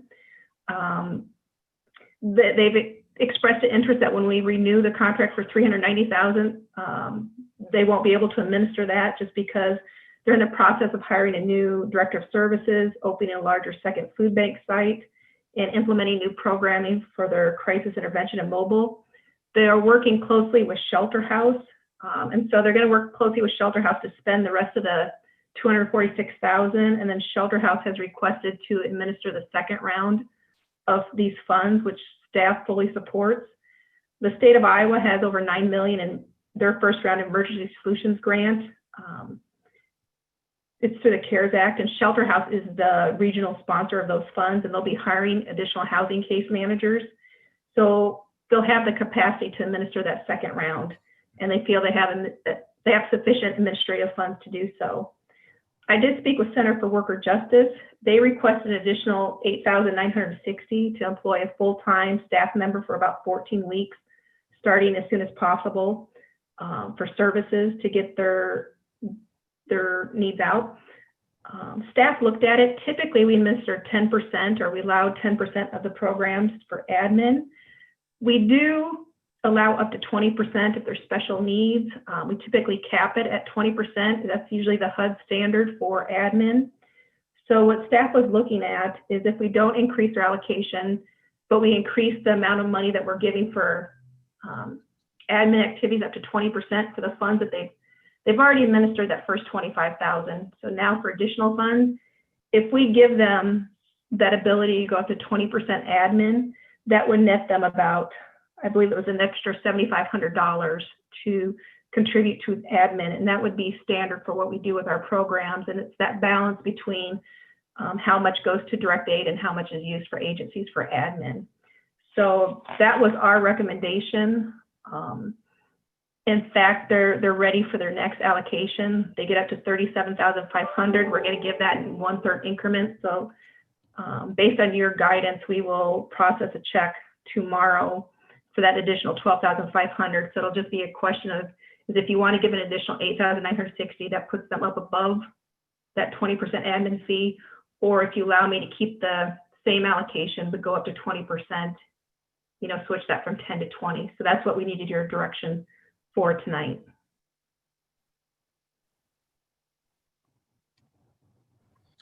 I'm going to start maybe on a little bit different angle on here, and I've talked to a number of the counselors about this prior to tonight.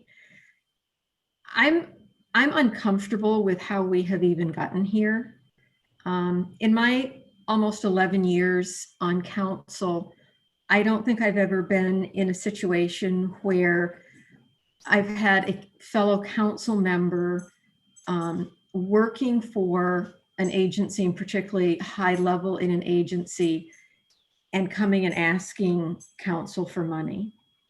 And while Mayor Pro Tem has recused herself, and the city attorney has talked to her about that, and she's recused herself, I believe it still puts the council in an awkward position, being asked to allocate money to an agency that a council member works for, in this case is actually directing, at least temporarily. And I think it can look really odd and questionable to the public about how money is being allocated when it is this kind of a situation. So I'm really uncomfortable with the position that we are in.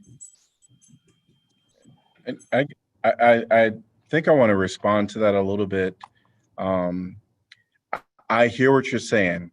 There is some level of uncomfort when we consider that as a fellow counselor coming to ask for money. We know that people within anyone on this council could, receive CDBG funds, home funds. We could be a developer, and we could get TIF funding. If we choose to do that.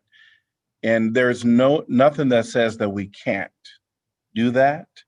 And so I hear what you're saying as far as the level of uncomfort, but also I think we have to look at the need.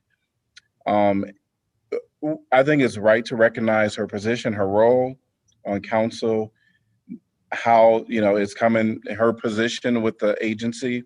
It is a not-for-profit. What I hear and what I heard from Maya, I believe that was her name, I'm sorry, Ms. Hernandez earlier, was just talking about that challenge of the individuals coming in requesting funding from the center. And so we've already granted the funding for the center. I think what I heard them talk about is the challenges they're having just from an administrative side with all the needs. And it's just not,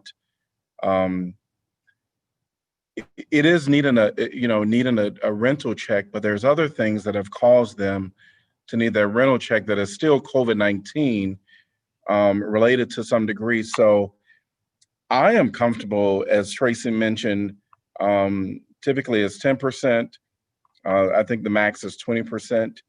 I am comfortable going up to the 20%, but I don't believe that because a counselor sits on our council, we all get water from the city.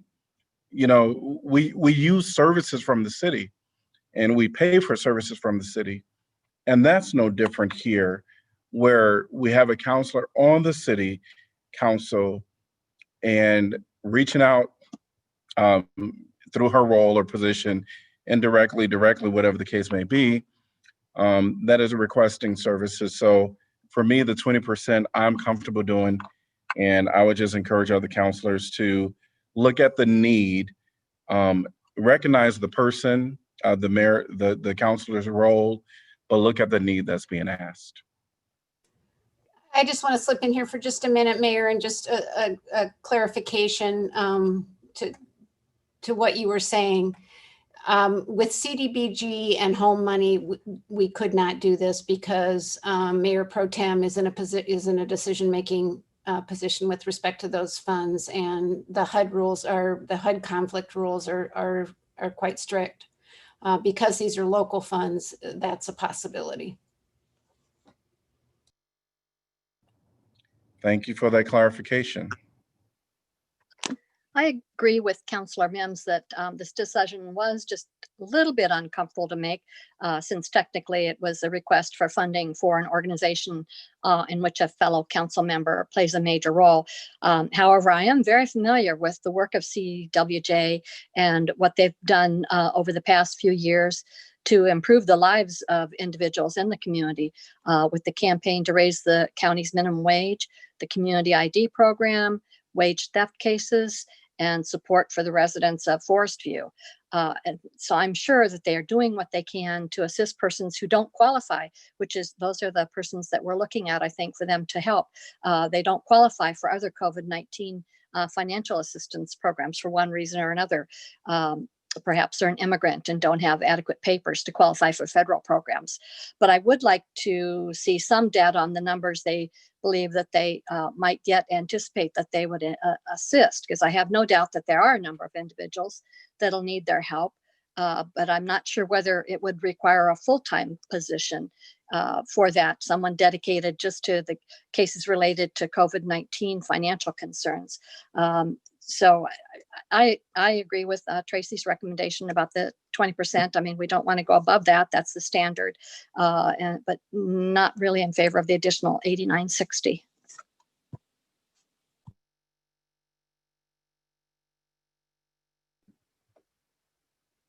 I just want to speak to what both Councillor Mims and Mayor Teague raised. I think what's difficult about this particular situation in terms of the conflict of interest is that this evening we heard twice about the Center for Worker Justice's struggles with staffing and the limitations on that. And I think that just really makes for me very acute where that conflict is and what position we are now in considering this request. So I just want to make that explicit because it is very uncomfortable, and I think we got awfully close to that threshold tonight. That said, I think that, to what Councillor Taylor was saying about the number of individuals served, I very much believe that the type of service that the Center for Worker Justice provides isn't necessarily going to be that it's a great number of individuals. I think we've heard very compelling stories about the amount of time that it takes in serving some of those who have the most barriers for accessing these funds, and that it may be there is additional effort required for each individual person. So it might actually take more time, more administrative resources to serve the same number of people, just due to the barriers that they're facing individually. I'm also comfortable with the 20% threshold that staff is recommending here. Yeah, I'm supportive of providing the 20% cap, up to the 20% cap. And I think what's compelling is the need and the work that CWJ is doing. So, while I suppose in a best of all possible worlds, I would prefer that there be a cleaner relationship there, or no relationship at all, I guess you might say. But the more compelling argument for me is that there is a need, and that CWJ is working hard to provide those services. So I guess I'd echo what Councilor Burgess said. It is uncomfortable. I've been thinking for some time it's uncomfortable. For example, I stepped down from the Shelter House Board before I was sworn into council so that I wouldn't have to deal with conflicts. That said, we're dealing with a very vulnerable population with very real needs right now, and that's why I will support the capping it at 20%. And I'll just say, I will support this, and I agree that the CWJ is doing a lot of work and with a very vulnerable population. The reason I started the way I was is I think it is important for this council to think about. I hope it's important for candidates for council in the future to think about what other roles they play in the community and the potential conflicts. And I certainly support and respect Janice for the fact that she stepped down Shelter House Board. I know that was a very difficult decision, and I think you and I talked about that before you made that final decision, and I think it was the right one. I think it's important as council members that that we do everything we can to minimize that conflict of interest in the decisions we make, and I think that's particularly important in light of the political climate in this country right now. So I felt it was really important to bring that to the forefront. I will support up to the 20% for the reasons that other councilors have articulated.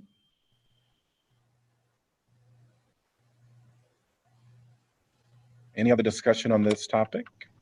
I think, Tracy, you got direction from council to give 20%. And I would just echo what Councilor Mims just said, that I do believe that candidates that want to come to city council should really look at any potential conflicts, because it does put us in an uncomfortable position when we go to make decisions. All right. All right. Anything else for tonight before 9 o'clock? All right, hearing none, we are done for the evening. Good night, counselors, and good night, everyone out there in Iowa City.